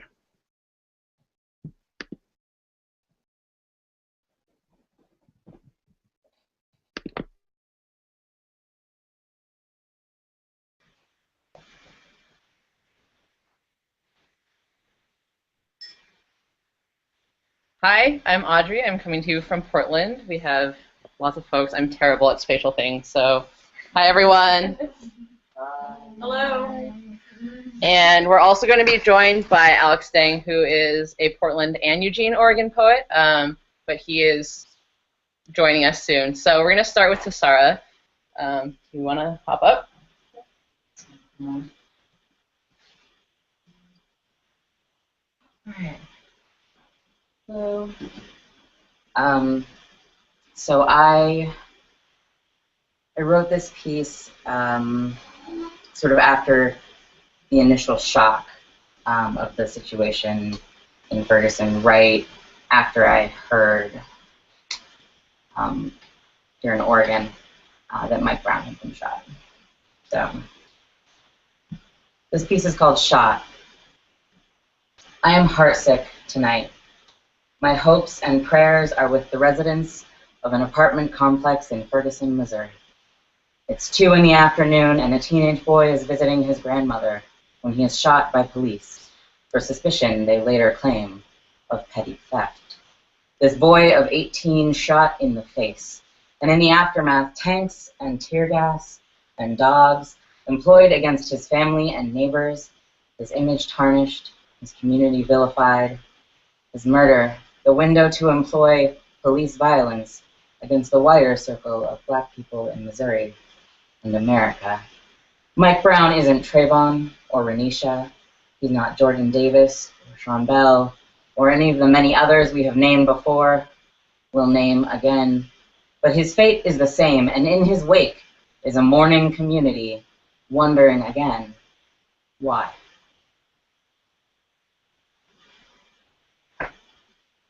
Having some tech issues, so I will go now. Sorry. Trying to get our Eugene poet in.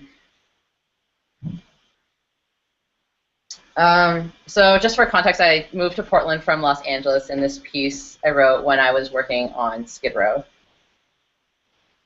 When I go to the grocery store, I shop with a basket instead of a cart, so I always remember the difference between what I want and what I need. I have seen too many women pushing entire lives down the street, and I can no longer face the guilt of filling an entire cart with groceries. 2 blocks from my house, there's a sign that reads church for sale, because the families living next to me, they got bills to pay, and after rent, gas, and food, there's nothing left to spend on faith. I saw a man on the corner today, shaking himself like an Etch-a-Sketch. He's forgotten how to use the knobs that control his lifelines, and now he's shaking his body until he forgets all of the images he can no longer remember drawing.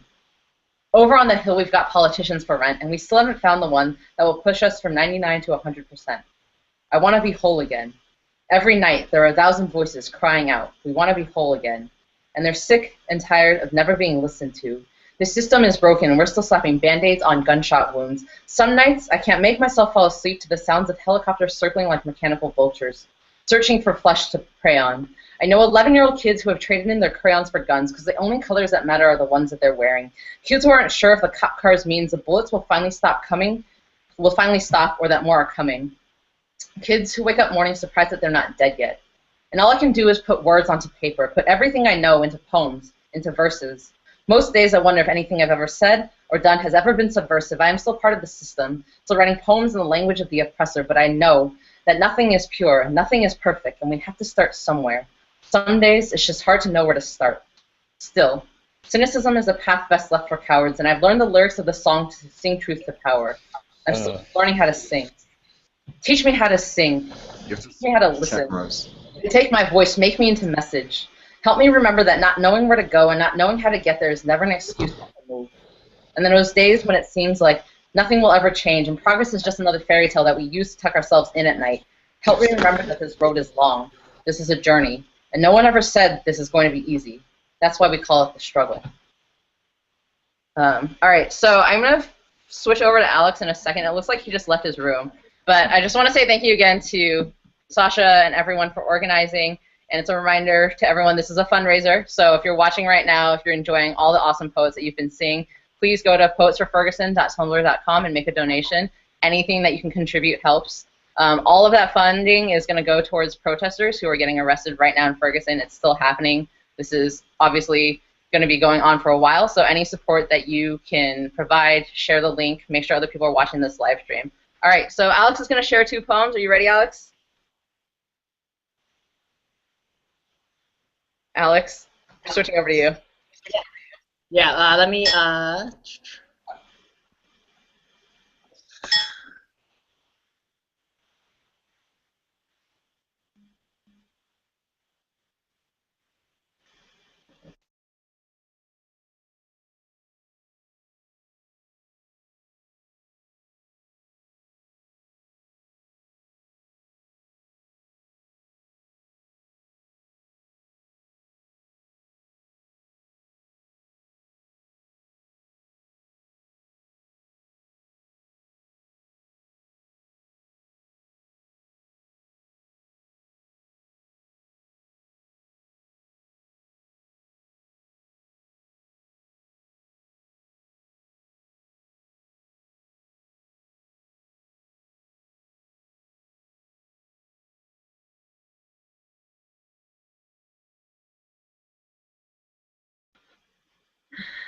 Alex, this is not censorship, but you're muted. Unmute your microphone. Let the world hear your words.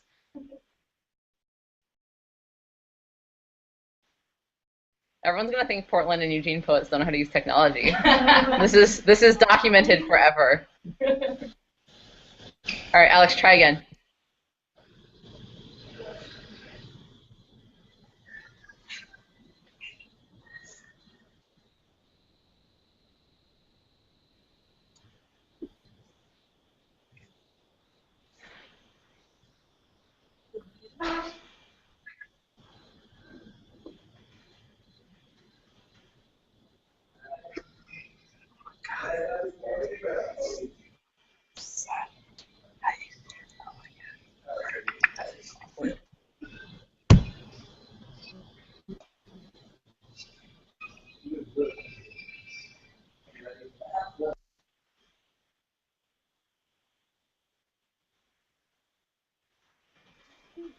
how about that? Is this better?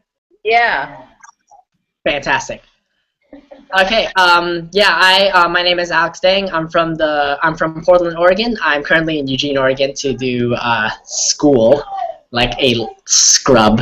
But I have 2 pieces for you guys. There was never an or option for me. It was very much my family telling me, you are small and annoying. You are cute and the youngest. You are Alex and Tho. My mom told me that she gave my brothers and I Western names so we could blend in with all the white people around us. My dad is simply known as Dang at work, and my mom has adopted Rose or Jade or Knock for her co-workers to say. Their mouths have a hard time twisting out names like Nop, Hiep, Dong, Nie, Hui, Do. So we gave them names like Dang, Knock, Richard, Eric, John, Alex. But I never thought of it as hiding. We are very proud to be Dangs. We gave them a name to pronounce out of politeness. Snow-covered mouths cannot handle the heat of Vietnamese syllables, and I was special. I can control both the clean, crisp winter found in English and switch easily to the fire of Vietnamese. So much so, I just combined the two to make it easier on myself while leaving the rest of the world scratching their heads and notepads to try to crack this impossible code that I just simply called dinner conversation. My parents always thought long-term. Their hustle was boundless. From the get-go, it was important for kids to learn English at school, to speak Vietnamese at home. My mom and dad understood sacrifice on a boss-employee level. They know how to work with it, but us learning 2 languages was never sacrifice. We never replaced bun sale for hamburgers. We had both. We never switched out Nook Mom for ketchup. We used both. We never understood the saying about the grass being greener on the other side because we lived on either side, and we learned fast that it's about how much work you put in that reflects the emerald shining back at you. We weren't Asians that lived in America. We became Asian Americans. We never were shy about our culture, but we never backed down from the stripes and stars either. We tailored a flag that looked a lot like staring in the mirror. This dichotomy that lives inside my words never hindered me or shamed me. I used it to my advantage. Every racist prick learned that I could cuss them out in 3 different languages. Every well-meaning question that was tinged ignorant became an opportunity to boast how fucking cool this all was. My mom told me that a name is not something chosen. It's something that's given. It's a gift, a shield, a tool, a label, and I have been given so many names growing up that I can't help but think there are so many different things that I am called. Good. They can't figure out what singular label to put on all of this. How could you give something this special just one name? Thank you. And I have one more piece for you guys. This is for people of my, I guess it's people of my generation, I suppose. Let's do this. Also, once again, thank you to Sasha Banks. Thank you for all the people that have been involved in this. I'm really, really honored to do this. I took time out of a Saturday night in a college town to be able to do poems for you guys. So I'm really, really moved, and I wouldn't spend any other Saturday besides like this. My generation is the most selfish, entitled, and narcissistic of all the generations ever. Even if that was true, so the fuck what? We are the millennials, and the world can bow down to all the dope shit that we do. This is #NoFilter. This is GPOY. This is every Selfie Sunday, Transformation Tuesday, and Fuck You Friday that we've been too busy to address. Are we selfish because we are too concerned carving out a spot for us in history? Are we too busy burning this candle at every end due to the insatiable blaze for more? This fire we cradle like Prometheus did, a gift for the rest of mankind.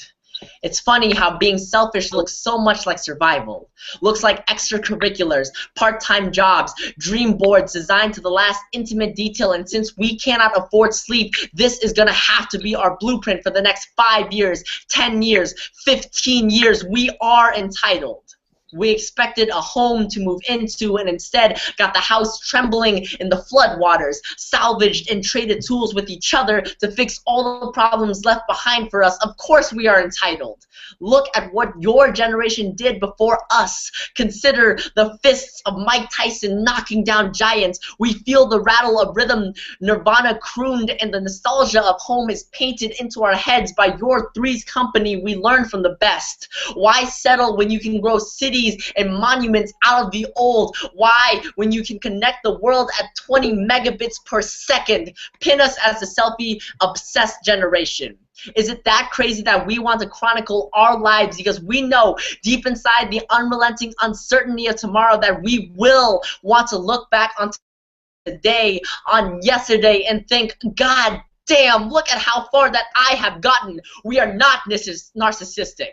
We just like looking at ourselves and our friends and keeping up with the mundane because we've made the everyday something extraordinary to capture. Are your stories of swimming in the creek that far off from lazy days by the poolside? Are your memories of family dinners so much grander than late night Taco Bell when everyone at home is taking a break from a Lord of the Rings marathon? Do you have the audacity to claim and place a higher value of your game of Monopoly versus our game of Smash Bros?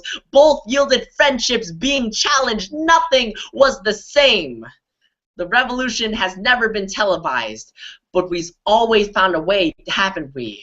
This time, it's being told through our voices. Sit down and listen.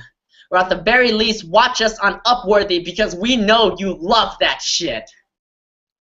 Thank you so much, guys. I've had a really wonderful time watching the live stream, and thank you for everybody having me and Sasha Banks and the entire movement. I'm really excited to be a part of this, and we'll move it on to the next Portland Poets.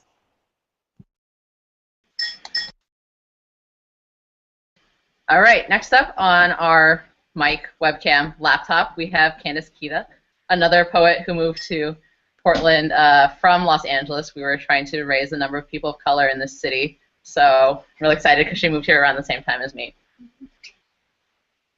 Awesome. Thanks, Audrey. Yes. I'm from Chicago, lived in LA, knew Audrey. So I've been thinking a lot about place lately. And here we go. Webster's word of the day was nidificate, a technical term meaning to build a nest. A sparrow nidificates and an owl nidificates, I guess. It struck me as a soulless word to describe the process of building a house. But I wondered if it might be easier to nidificate, to construct a shelter with such scientific structure. My nidification would be strong and silent and never sorry, the steel beams of its bed interlocking against my back as I tried to sleep. It would be a feat of architecture with no rooms for stories or shame. No, I will never nidificate. All I know are lopsided messes of twigs cushioned by lumpy pillows and layered with arguments and love. I can only build a nest, picking up brambles and cloth and making them into home. Audrey, do we have any other poets? Sarah's coming up again, behind the couch, plugging in our power source. It's not poetry if someone's not crawling around furniture trying to find electricity. Next up, we have Tessara again.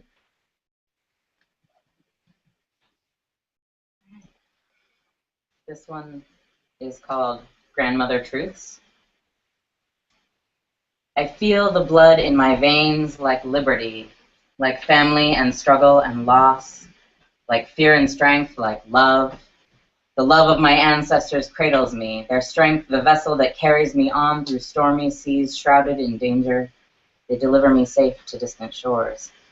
This blood that was spilled in fields and on flagstones, this blood that sang of freedom, that sings of freedom, stolen from everything, everything stolen from us. My foremothers bore untold burdens, this blood the only witness. This is the blood of those they would destroy, of those whose beauty and strength was too scary to let alone, too proud to be undone. This blood I feel within me each day whispers secrets in my ears, lifts me up and says, be bold in your beauty, be beautiful in your blood.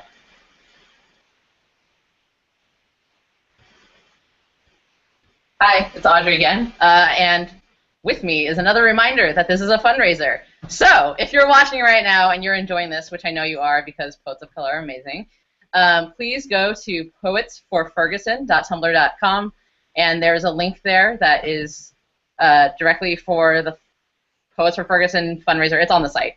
I don't know the URL. But all of the money that we're raising is going directly to protesters in Ferguson who have legal fees because they've been arrested while protesting. This is still happening. Please go make a donation. Share this link. Make sure that other people in your networks are able to see all these amazing poets that will be going all the way up until 6 p.m. tomorrow Eastern Time.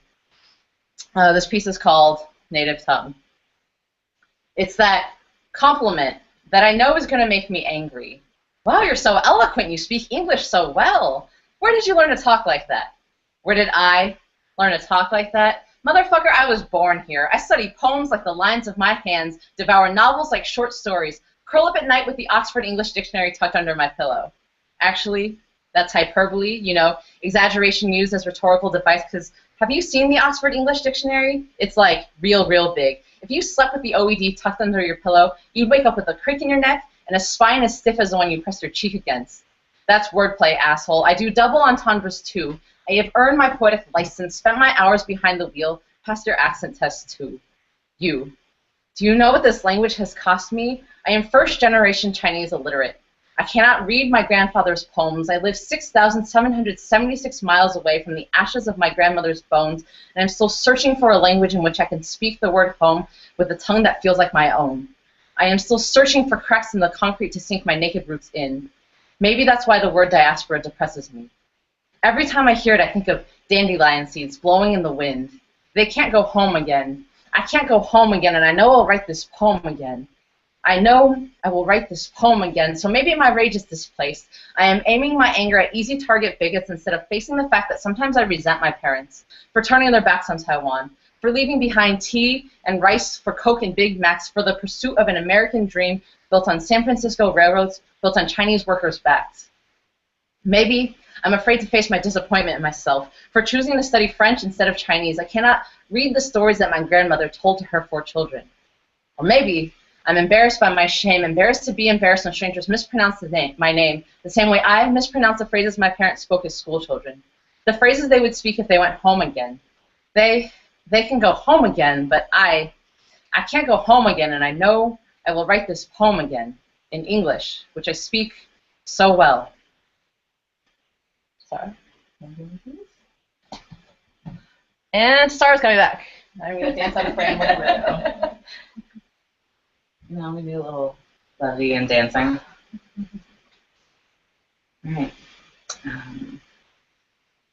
So I actually, the first poem I read, and this poem both come from a chapbook that I'm putting together called Fallen/Forever Rising, which is partially tribute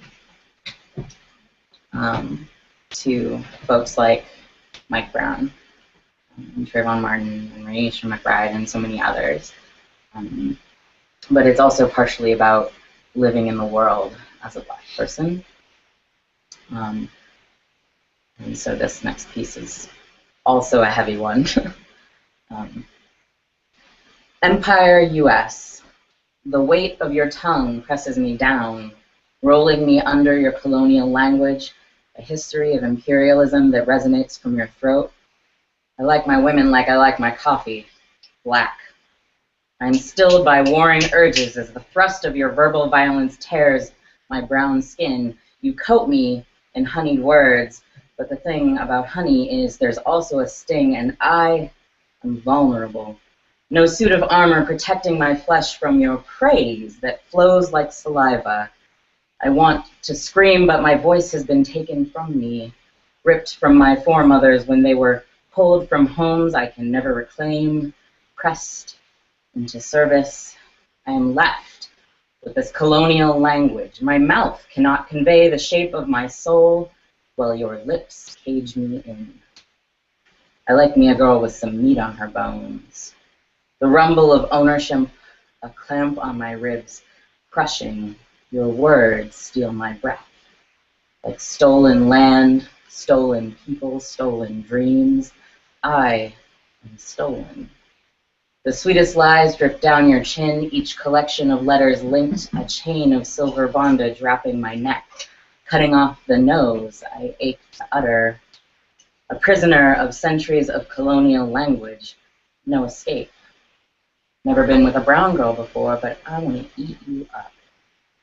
No room amongst your teeth for the spread of my wings. I cannot find myself in this cavernous meanness. The echoes of your words restrictive, and my response can only be shaped in colonial language.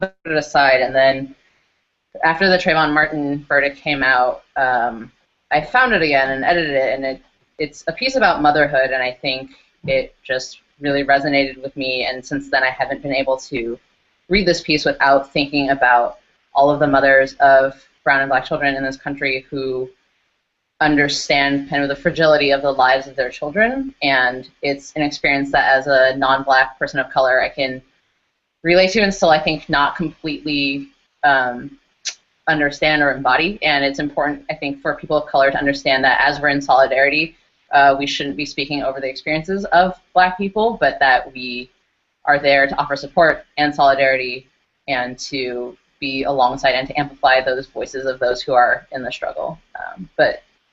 So this piece is prosy. The sound of his laughter floats in through the window, all traces of pain wiped away. The melody of his happiness soothes me. Minutes before, I had cradled him in my lap, cooing that everything would be okay as I stroked his forehead. Childhood wounds heal so quickly, a cartoon character smiling up from a brightly colored Band-Aid, a light kiss and the pain vanishes. To my son, I am magic, a doctor who can cure all evils. He gaped, entranced, as I deftly reattached a button to his checkered shirt. I smoothed out the wrinkles and ruffled his hair. All better. His knees and favorite shirt patched up, he trotted back out into the yard. One minor injury was not enough to convince him he couldn't fly. If his mother was magic, he must be too. As I watched him playing, my hand drifted to rest on my stomach, the way it did when he was still growing inside me, as if I could lay my hand against his watery cheek. Maybe I was magic. The way he sprouted like a sapling from almost nothing until my belly swelled and I could hardly see my toes. My beautiful, brave boy, shrieking happily as he tore around the yard, arms spread like eagle wings. For him, pain was still fleeting, as ephemeral as he was solid. My little miracle of flesh and bone. I marvel at the complexity of his already developed personality. Sometimes, when he screws up his face with all the indignation his 4-year-old self can muster, arms crossed, feet planted firmly shoulder-width apart, I catch a glimpse of the man he will become. I see the set of his jaw, hardened by time and disappointment, a trick of the light, perhaps, or the clairvoyance of motherhood. One day, the scrapes and bumps will be beyond my healing, buried too deep beneath the surface for a mother's touch to reach. Over time, my magic will fade, but I cannot imagine a day when I will not be under his spell. So we're just going to be round robining between me and Tassara, and maybe Candace will get back up. So I'm not going to keep introducing us.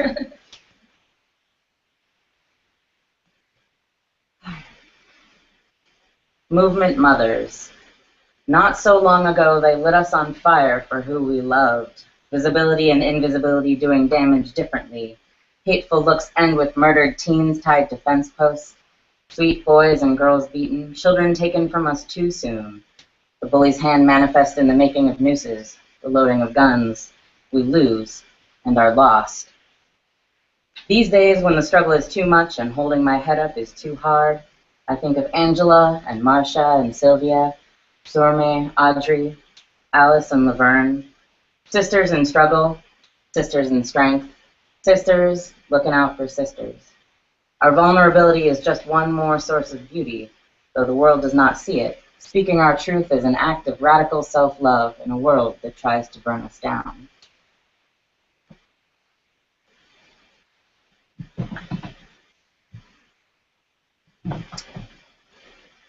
The art of turning secrets into confessions is daunting. First, you must articulate the base anxiety, provide it shape for your complete fixation. Conversing with your fear in its language makes it powerful and thus real. Then, you must nurture it with your time, feed it with your thoughts, and watch it go wild until it's bursting beyond the pot of you, cracking and overflowing its container. Finally, you must unleash the worry grown wild. Others will tame it. Be careful because eyes can hide a lot, but words can hide a lot more. Breathe it out with your lungs. Say it with your entire body. Your secret will magically transform into confession. In the end, it only takes sunlight and a change in environment. All right, I'm going to do a couple of short pieces, like super short. This one's called Easy Math. This relationship is an inequality because you plus me is less than 3. And if you and me are each 1, then me minus you equals nothing. And then I wrote like 7 poems about the word bittersweet, which I will not make you hear all of. This is number 7. Actually, I think there were like 10, but this is number 7. Bittersweet as word makes me think of lovers gone, and also lemons. And this is another haiku. It's called Springtime. I actually cannot read this without laughing. It's very serious. I am a flower. You are like a bumblebee. Pollinate my heart. You ready?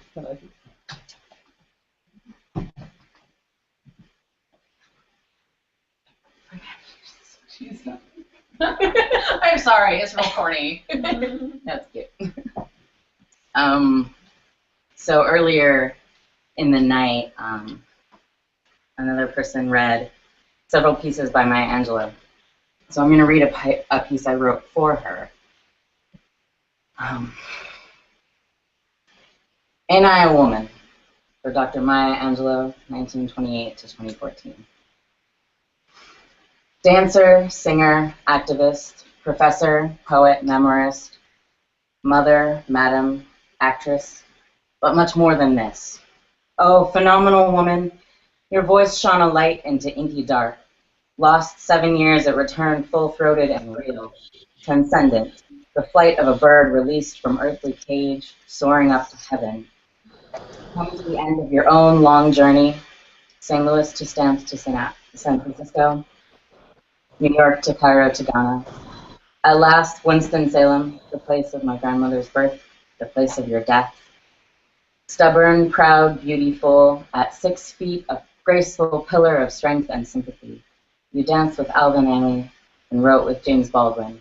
You coordinated for Martin and organized with Malcolm. You counted so many of the greats among your friends, seeing the dream of the 60s and the first black president, and through it all you never looked away.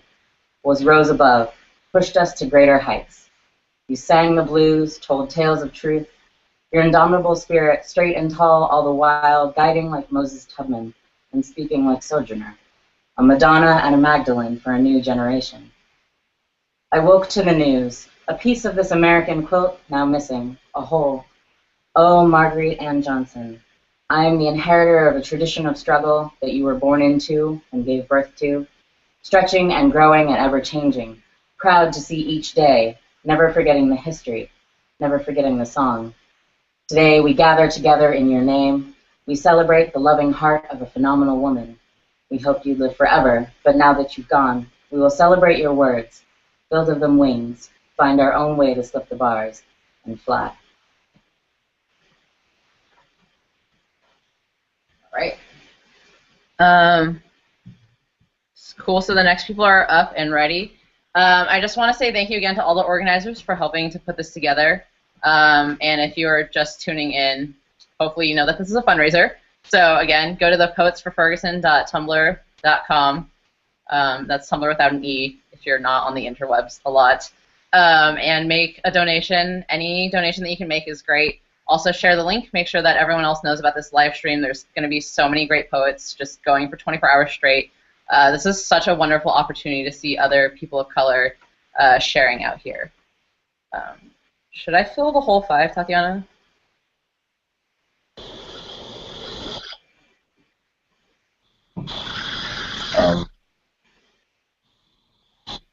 Okay, so I'm going to read 2 more pieces, actually.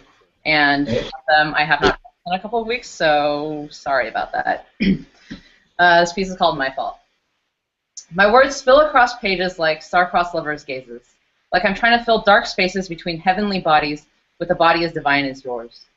I write to try to portray you in deeply etched lines, spreading ink across blank sheets as empty as the ones you left behind when you crawled out of my bed and crept into his.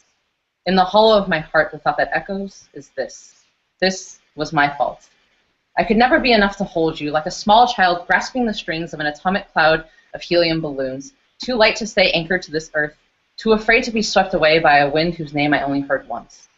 The whisper of your name should have filled my sails, but my ship stayed anchored where this port is, heart guarded like a fortress by an army full of excuses, like, this is never going to last anyway. So it didn't. This was my fault.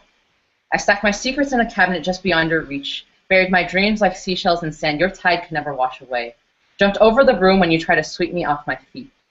So with every breath I breathe my regrets to anyone who will listen, telling them all the things I should have said to you. Like, you make me want to be the prophet of my own religion, so I could preach the gospel of loving you, the entire world my congregation, proselytizing on street corners, thumping the leather-bound Bible of my heart's deepest longings. And every holy verse that passes through my lips, you placed in my hand when palm touched palm and holy pilgrims kiss. Like, you make me want to learn geometry, calculus, and physics, so I could calculate everything from the shape of your smile to the curve of your hips to the velocity of how fast I fell for you. You make me want to be a cartographer, so I could map every line of your body with these fingertips and chart any course that would lead me back to you. You make me need to learn other languages, because I just don't know enough words to describe how you make me feel. Et pour que je puisse te dire sans cesse que je t'aime dans une langue que tu peux pas comprendre. Même comme moi, je peux plus te connaître. Y para que yo pueda decir que te necesito. Como la tierra necesita las lágrimas del cielo. O bisogno di ti. You make me understand why they call them romance languages, but it doesn't matter how many languages I learn if I can never get you to hear them. Because you love something, but you let me go, and no matter how hard I try to come back, you will never know. So I'm telling anyone and anything who will listen, preaching into the darkness of a star-studded sky, into other empty apartments and other lovers left behind, hoping that one day one of those other lovers will get the chance to love me the way I should have. And I tell those other lovers to stop cursing the darkness and let their fires burn like stars, to start throwing open windows and tearing down bars, to unlock the jail cells where they locked up their hearts. I tell those other lovers to move aside their baggage and let someone else in and stop thinking about the end before this even begins. I tell those other lovers, if they ever find you, if they ever get the chance to love you the way I should have, to pass along an uncorked message from my unbottled heart. Before you left me, before I pushed you away, before I lacked the courage to ask you to stay, before you crawled out of my bed and crawled into his, if I could have said one thing, I would have said this. I want you. I love you. I need you. So I usually do love poems, and I think there's been a lot of emotions going on tonight. So I'm going to share one last super short love poem, and then we're going to sign out from Portland. Thank you all for watching. Thank you all for supporting. Sasha, you're amazing. I hope at some point you're getting some sleep. This is kind of like a good night story-ish poem, so it's for you for tomorrow when you do finally get some rest. I want to take you home with me tonight, but not in the way you think. I just want to show you how the stars look from my backyard and ask you if you trace the same patterns when you're staring out your window. I want to show you my bedroom, because that's where I keep the bookshelf with the books I don't let people borrow. But you I would let flip through the pages, but just a few. I still don't really know you. I want to get to know you. Like, do you have a for reference only section in your library too? Do you lend your books to strangers? What about your smile? What do you do when the lights go off? Do you close your eyes or do you stare up at the ceiling? Did someone tell you bedtime stories? Do you tell them to yourself now? And how many pillows do you use? Do you count sheep at night, or do you think that's just the sort of mattress people trying to pull the wool over our eyes? I have trouble falling asleep sometimes, so I want to know. I want to know what you think about it at 3 a.m. I want to be next to you when that second siren goes by, because I want to see what you do. Do you fold your hands in prayer like mine and send that prayer to the moon? And do you think the moon listens? Do you still make wishes on eyelashes? Do you still believe in hope? Do you cry? Will you paint me the pattern of your thoughts? Can I close my eyes and listen to the rhythm of your heartbeat? Because I think it sounds familiar, but I wanted to make sure. I want to turn the lights off in my mind and follow that nightlight into your dreams. When I open my eyes at daybreak, I hope you'll still be there. I want to wake up with you tomorrow, but it doesn't mean I need to sleep with you tonight. Thank you from Portland. Love to all of you and to all the great poets who are participating. Bye.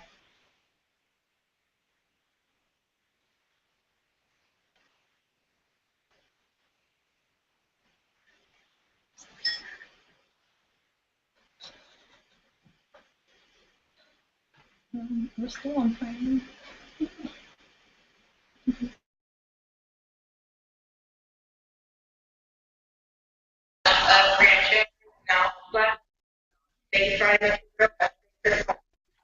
Okay. So apparently I'm live, and my name is Michael. I are Baltimore, but right now I'm in College Park Metro Station, which is what all this noise is about. But speaking on the events around Ferguson, ideas around police brutality, ideas around racism, ideas around sexism.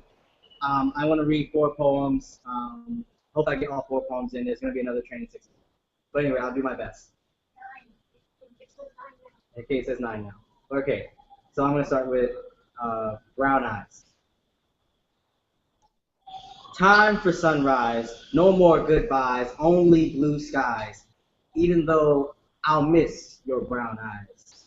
Squinting under laughing cries that carry under moonlight, just to hear it mix with a shot that I hope didn't hit the spot. What the fuck? They just called. But I guess I was asking for a lot. And they thought, maybe I better not. And what about their skin? Dark and too thin to keep the bullets from breaking in. Ah, it hurts to breathe in. That sounds like the beginning of the end. We're losing them, Ken. I don't think you'll make it till daybreak. Your soul.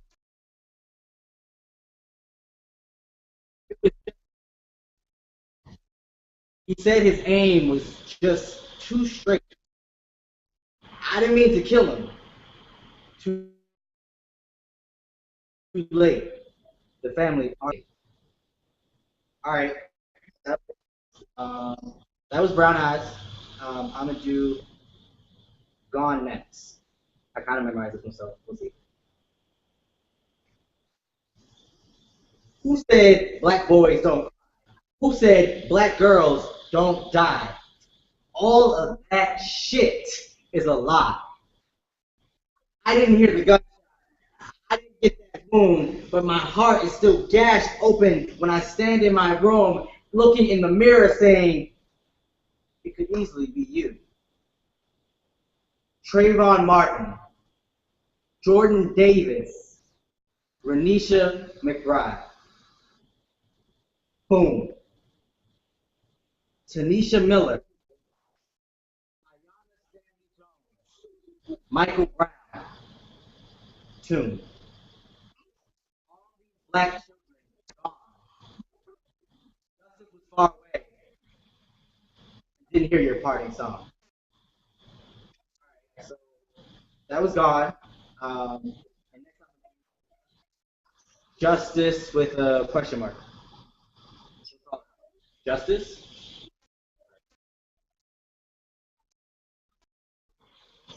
Yes, we can hear you. Yeah, we can hear you actually. If you could mute, that'd be great. We can hear you. Thank you, I appreciate it. All right. So hopefully everyone else heard the first 2 poems. You were talking over most of it, but we'll figure it out. All right, so this next one's called Justice. Who's next in the onslaught? And I can't think like that. Nah. Justice, where you at? I haven't seen you in so long. Voices raised, questions raised, rage, rage, rage! Silence. On to another day. But never one that'll be the same. All new faces, blown away. Justice, come join us today. We're searching for you. Stop running away. All right, that was Justice for the question. And trying to figure out which one I'm gonna do last because I think I had 3 minutes. So let's see. I'm gonna do Pyro Revolution.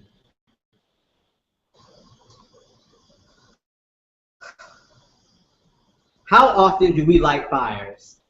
Pyro revolutionaries burning down the veil, blocking our view of freedom and truth. Set ablaze the night where the prison guards can't find us among smoke screens as we pick open these locks to let out our awareness. Wildfire caught hold of the tabloids meant to keep us distracted from the Uncle Tom using a whitewash brush to paint bars into fences. We were told that behind bars is where our place is in the American dream. The school-to-prison pipeline is so deeply constructed that the prisoners are making the seats the students sit in. Textbook turned into balls and chains as students line up to learn their history outside of the complex with only to clean the greener grass for those who could afford to walk in the suburbs. Ever lit up a book that spread a false start? Ever watched the story of the victors crumble into ashes as the story of the fallen revealed itself underneath words written in their own blood? I'm drunk in love with the idea that parties are held around bonfires. Throw in the liquor of an ego, use it to numb our minds, the bundles of ignorance, and watch them cinder. Let's roast privilege on the staff of oppression and devour the system till we're filled with conquest over systematic control. The skies will light up from the blaze that spread across nations, people of no longer willing to watch justice be extinguished. Watch the veil burn. Watch the complex burn. Watch the system burn. Ignite the revolution and remember how beautiful, powerfully beautiful your eyes look over an open flame. All right, well, those are my 4 poems. I hope you all enjoyed them. Thank you to Sasha for helping me be a part of this experience. I can't wait to see all the other poets, and power to you. Keep holding on, people in Ferguson. We're gonna make it through. All right, peace. And you just hang up. Hang up, nigga. Let's see. It's not just. No.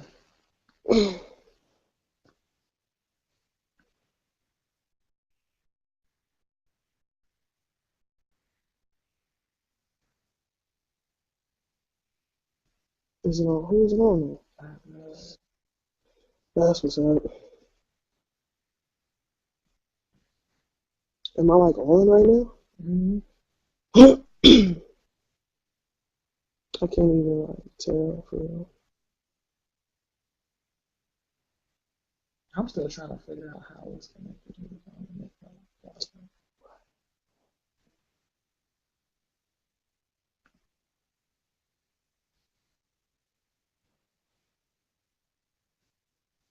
This shit is crazy. Sorry. Oh. Okay, I'm on actually. That's what's up. So, peace to everybody who shared, who's tuned in. I'm honored to be a part of this national spoken word reading. First and foremost, I want folks to go out and donate to poetsforferguson.tumblr.com. That's what we're here for. Let me try to find these poems real quick. Yeah. It is not easy to love something you've been taught to condemn. Something like the color of your own skin, a pigmented history that adorns your body, a garment of flesh that at the sight of, people have been taught to cringe in fear. This is how I know when they set out to quiet him, they will never see him the way I do. My little cousin, a black boy whose flesh is a spangled banner of scars, fighting to keep the morning in his eyes as he pledges allegiance to the boil in his blood instead of a spangled banner of stars at each sunrise. He knows boys like him were born to die. Has seen it too many times. The tide of black boys and black blood is a kerosene flood that fuels the fire in his belly, a fire in the furnace of his stomach that burns for a justice he cannot name. His teachers mistake it for rage. They claim he is a loose cannon. They say that his voice is a wild thing that needs to be tamed. My little cousin has been talked about in the romance language of the gun, as if his throat were a loaded barrel aimed to dismantle their curriculum, a curriculum that renders him voiceless. They never seem to notice how their own tongues uncoil thick as bullwhips across his face, branding him both disturbance and disturbed, while in the same breath proclaiming his potential and his promise. His teachers speak of him in conflicted contradictions. Like every black boy that goes misunderstood, they fail to realize that there is memory inside his blood. A narrative that runs in his veins like a chain linked to generations of the enslaved, that he is always at the mercy of ghosts, his body playing host to the spirits, those of Oscar Grant and Huey P. Newton, Trayvon Martin, Emmett Till, how his body is the dichotomy of Martin's dream and Malcolm's by any means necessary mentality. All of these men made apparition. His teachers are unable to recognize that the origin of the partition in his spirit rests in this country's legacy of teaching its children for centuries how to be afraid of the dark and the darker body. My little cousin, like most black boys, are taught that they are always born on the wrong side of history, with their feet planted firmly along the gun line. Maybe that's why you are considered chalk outline before human being, black boy. You will be described prisoner before scholar, scolded for being born a problem instead of being born into one, born into a nation that doesn't quite know what to do with your hurt, with your shame, with the kink of your hair, with your legacy of the lynching tree and chains, with the musicality and the mystery of your name, with your pain turned flame, with the height of your Fahrenheit, how the Celsius of your body becomes something necessary to be contained, how they figure it's easier to throw you behind cells once they decide they can't quiet you, black boy. You are riot in the flesh, your very movement, a protest against the new Jim Crow and neo-conquest, facing fatality and school closures while simultaneously forced down pipelines to prison, one closed high, middle, and elementary school at a time. Dear cousin, dear black boy, they may never call you genius. They may never call you genius, may never see you for the miracle you are, but black boy, you are so much liked. You radiant child who wears the sun on his back, burning to live. Dear black boy, live. Like there is no stop and frisk. Like all you need to do is stand your ground, your life affirmed by your action to dare to exist. Dear black boy, dear cousin, just know that there are those fighting so that your claim to fame is no longer how wide your blood spills in the street or your name in headlines at the spike of homicides across this country, but so that you may have a fighting chance to live free. All right, that was poem number 1. I feel like I still got time. Again, for the folks that are tuned in, my name is Jari Bradley, aka So Jari, based out of San Francisco, the Bay Area. I would love if you could find a way to donate at poetsforferguson.tumblr.com. We need money to get to the folks who are being arrested for protesting right now. I'm going to read another piece. When I was 10, I used to believe in a black dream. Oh, that is not even the start, so we're going to start again, bud? Like, blood. Okay. At 10 years old, my body is vast and wide. You know what? This is deep, bud. We're going to get it together. Hold on a second. Here we go. Ooh. We got this. At 10 years old, my body is a savanna. Stretches of flesh, vast and wide, my head is a tangled thicket of naps too thick to run a comb through without cry. I am a wild thing that took to rummaging books after the rummaging of my body under white, watchful eyes of teachers when told I was too jungle for gyms. It was then I began to contemplate the way a crow's talons could tear at the guts of generations, used to cringe at the lacerations made scars on uncles, aunts, and cousins while asking my grandmother why they settled on naming a blackbird Jim. I've spent my entire life searching for the severed tongue of the Negro, the name of Jesus burned into the taste buds beneath the charred body left to swing, myth that the Congo brewed inside bellies broiled over lynch fire. Spent my entire life searching for the missing limbs robbed from the charred carcass of black bodies, the phantom carcass whose charbroiled flesh still rests somewhere among the southern leaves. I am the product of their children's decision to leave. They didn't know it then. Couldn't have foreseen their heads rolling in northern cities, the pantheon of their rural dreams eroded into nightmare in city streets where the blood of their children flows steady as Amazonian streams. See, the greatest crime in human history is not solely the shackling of a body, but the shackling of memory. There is privilege in the forgetting, the colorblind assessment that all men and women were created in the image of freedom, of justice, of something we mistakenly call God. If that were so, I guess we'd never know their names now, would we? Oscar, Trayvon, Diallo, Emmett, Rakia, Renisha, Latasha, Rodney, Martin, King. I used to believe in a black dream, would sing it loud as the rolling sea from the helm of my 10-year-old throat, praying that there would be no more bloated blackened bodies to wash up curbside in my sleep, only to wake up in crimson waters waiting for Jesus, ignorant of Yemaya and the Orishas. At 10, I felt more pygmy than little black girl pretty. Came to know this as the inheritance of the stolen, how you'll spend most of your life trying to find pieces of yourself auctioned off to the highest bidder, a generational curse. You forced to bite down on your tongue because the coming years will turn your talk bitter. You will become a poet, an MC, a writer, a thug, a mother, a baby daddy, a pimp, a teacher, a product of East Oakland, Chicago, Compton. You will become the token of Princeton, Yale, Harvard, the UC, CSU. You will become what they want you to. You will become what you strive to. You will remain both of these at once. Duality, a split-spitting image of a schizophrenic country, your body, the outline of Du Bois's double veil, and the fear that there is still a jungle inside of you somewhere. All right. I wonder if that was my time.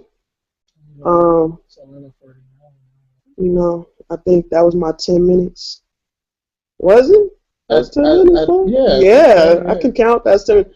Thank you so much. I'm so humbled and honored that I was able to be a part of this conversation. I feel like one of the things that allows police officers to kill unarmed black folks, whether male, female, heterosexual, or homosexual, or trans, is the fact that our humanity is not emphasized.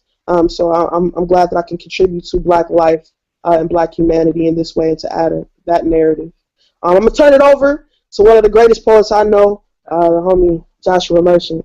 We're going to flip this phone over. Right. Hello. Okay. Thank you, John. Yes. Hello. So yeah, what's up, folks? You are turned into Poets for Ferguson. That is poetsforferguson.tumblr.com. If you are just now tuning in, that is great. I hope you...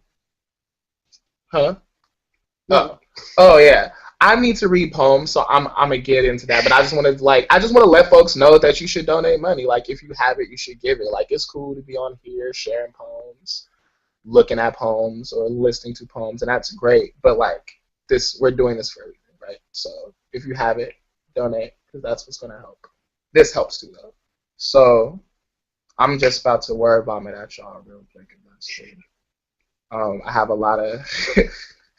I am nothing but a vessel of feelings and shit. So this first poem is called Powerless. I have not been able to touch the destruction within me, but unless I learn to use the difference between poetry and rhetoric, my power too will run corrupt. Audre Lorde. I am walking through the streets of a city. Buildings made of pure cotton tower over me, all on fire. My mouth keeps refilling with blood, and I keep swallowing. I am cornered by a man covered in aged paper and cursive ink. He bursts into flames. My cheeks fill with blood. He reaches for my neck and makes a flagpole out of it. I desperately try to swallow, to keep from spitting up, when my pursed lips begin to leak, and suddenly I feel it. The heat, expanding inside my body. The most powerful and destructive version of myself waiting to make shrapnel out of my limbs. To know pride, freedom, or lack thereof is to have a gas leak of a tongue, or lungs propane filled, trying not to breathe around those whose skin or authority sparks. In my dreams, racism is this simple, a pregnant allegory waning under my tongue. When I awake on the BART I dozed off on, I am not surprised by the two cops, or the aged man who smells spoiled, with skin like coal shouting, "Fuck that white bitch," or the woman with flaming red hair, her body a pillar of cotton rising from her seat, bellowing, "Leave me alone, you bet not touch me." The old man is a bruised propane tank leaking fuel, escorted off the train. The other cop stays behind trying to calm the fire. "Niggas be trippin'," the woman mumbles. She looks up to see me, staring. "Fuck you looking at," she says. And I feel it, the heat, expanding inside my body, burning to respond. I accidentally bite my tongue so hard it starts bleeding, filling my jaws, and I swallow. So that was the first poem. Alright, second poem. Why my deep in thought face looks similar to a mean mug, in the voice of my great Uncle Charles, former member of the Black Panther Party. So, this man of Caucasian descent gonna tell me it's cause I'm militant. So I tell him, nah, I'm just black. I'm just contraband walking too freely. Just a block away from an unmarked car at all times. Just a swift hand and unseen wallet away from death. A walking reminder of the right to bear arms. It's not because I'm militant. It's just the face you learn to make as a man with blood meant to lie on his doorstep. I am a body that's not supposed to dictate what it naturally produces. It's not because I'm militant. I just have a real good fucking memory. You know, I'm sure I was making this same face the day my nephew was born. Conveniently the same year my kin and I were officially more than 3/5 of a person. I remember thinking to myself, what does this mean for us now? What noose will they turn trophy? What prison will they turn lawn chair? How many of us will lounge in it? Makes me think of this one time I took my sisters to lunch, this white diner, right? The youngest didn't understand why we had to look down at the counter when giving the waitress our orders. I watched her become the jungle they're afraid of after giving her a dirty-ass glass of water, and we snatched her quick before they could skin this new beast she found. That day I learned when I bend my body in ways I don't understand, something takes over and I no longer have control over my face. Maybe it's a brother from the past who made this face after watching his wife become freshly chopped pieces of sugar cane. He made this face right before he ran. He made this face as soon as the hound dogs caught him. Or maybe it's the face of my unborn daughter. Maybe a smiling bullet, yes. I do believe if a bullet could smile, it will look like what you call a fucking mean mug. This face gets lodged into teenage bodies. This face throws bricks and sets homes on fire. This face protects its own at any cost from any opposing threat. I make sure to bring my nephew whenever my comrades and I are meeting. I make sure he sees us cleaning our guns, to make sure he will always feel protected in a neighborhood we were never supposed to be in. A neighborhood you can enter and leave as you please. Do you see where I'm going with this? I think you might be familiar. I think you might understand exactly where this face comes from. That was my second poem. I'm gonna read another poem. This one's shorter. I'm gonna try to squeeze one in before this one too. But on being told I am too black, therefore ugly, or learning to resurrect the truth. 1. This black has ran me off the playground into my father, only to be greeted by a succession of slaps, each open palm soft enough to be painless and hard enough to keep my cheeks salty and wet. I couldn't see the love in this back then. Him egging me on, him giving me permission to run rabid, to fight if I felt it necessary. You don't get mad, son. Why aren't you mad? I didn't have the words to say, I don't believe I deserve to be. He knew no other way to tell me our rage is just another part of us that needs no permission. 2. I am learning that this black needs space, that my name has broad shoulders, and to speak out loud is to give myself elbow room, to tunnel through what suffocates the dead. Yes, it is true. I've been referred to as dirt. And when my hands clawed through the surface, pulling out my body, the snickering children grew silent in awe and fear. The white folks applauded stony-eyed. The boy who believed he was to be worshipped by dead things bowed his head in honor. My brother wept and said he was sorry for ever holding a shovel. And the elders mumbled, well, isn't this familiar?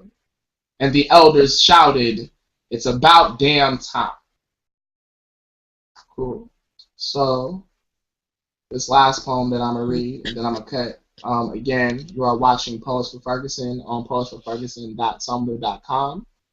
Donate money if you have it.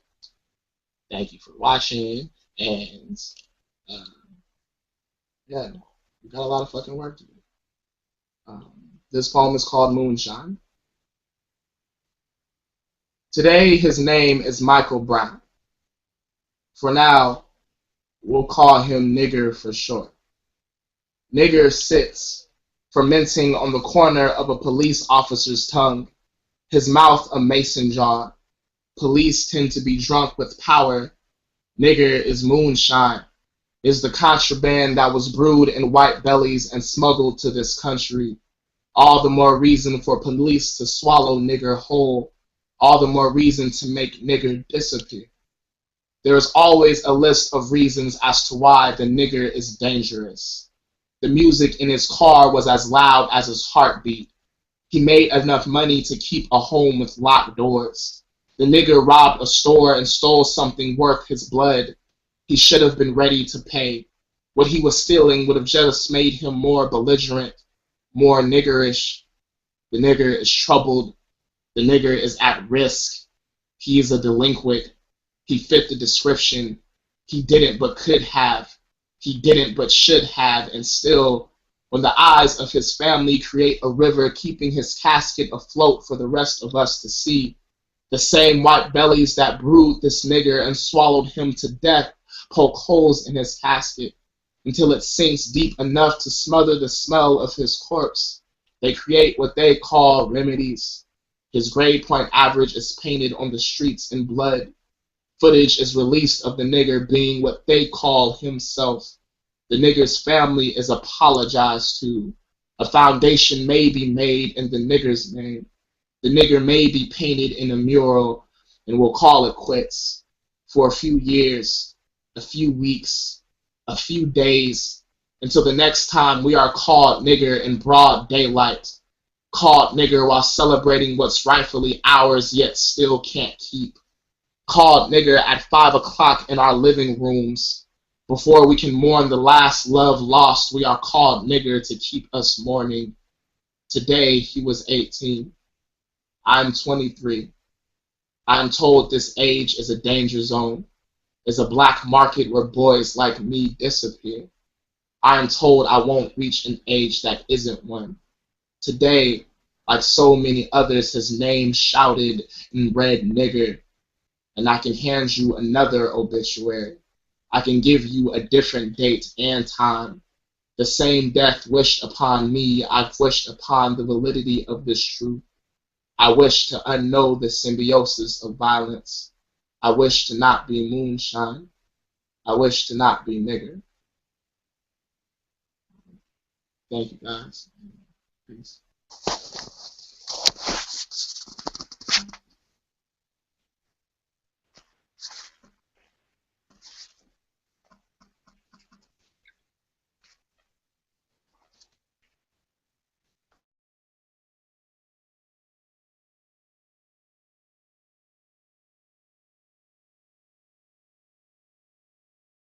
You're watching right now.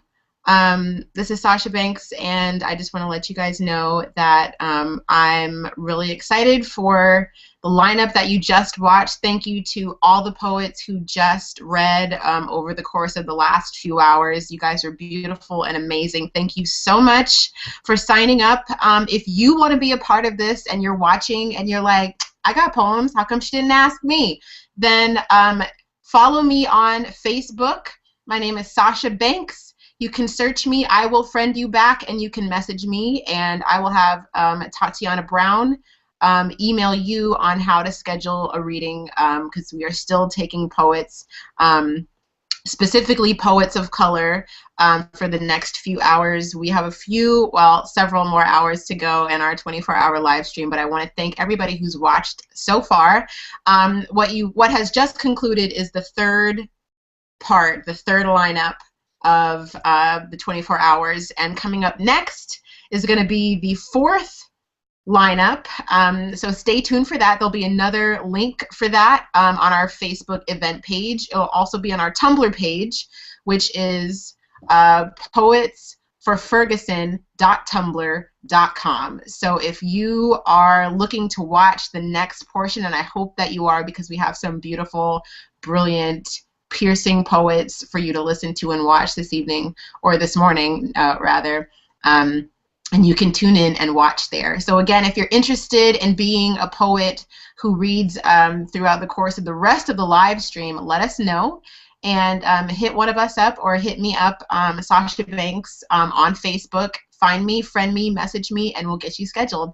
Thanks so much, guys. I hope you enjoy the next bout, the next lineup of poets headed your way. Have a good night, guys. Thanks for watching.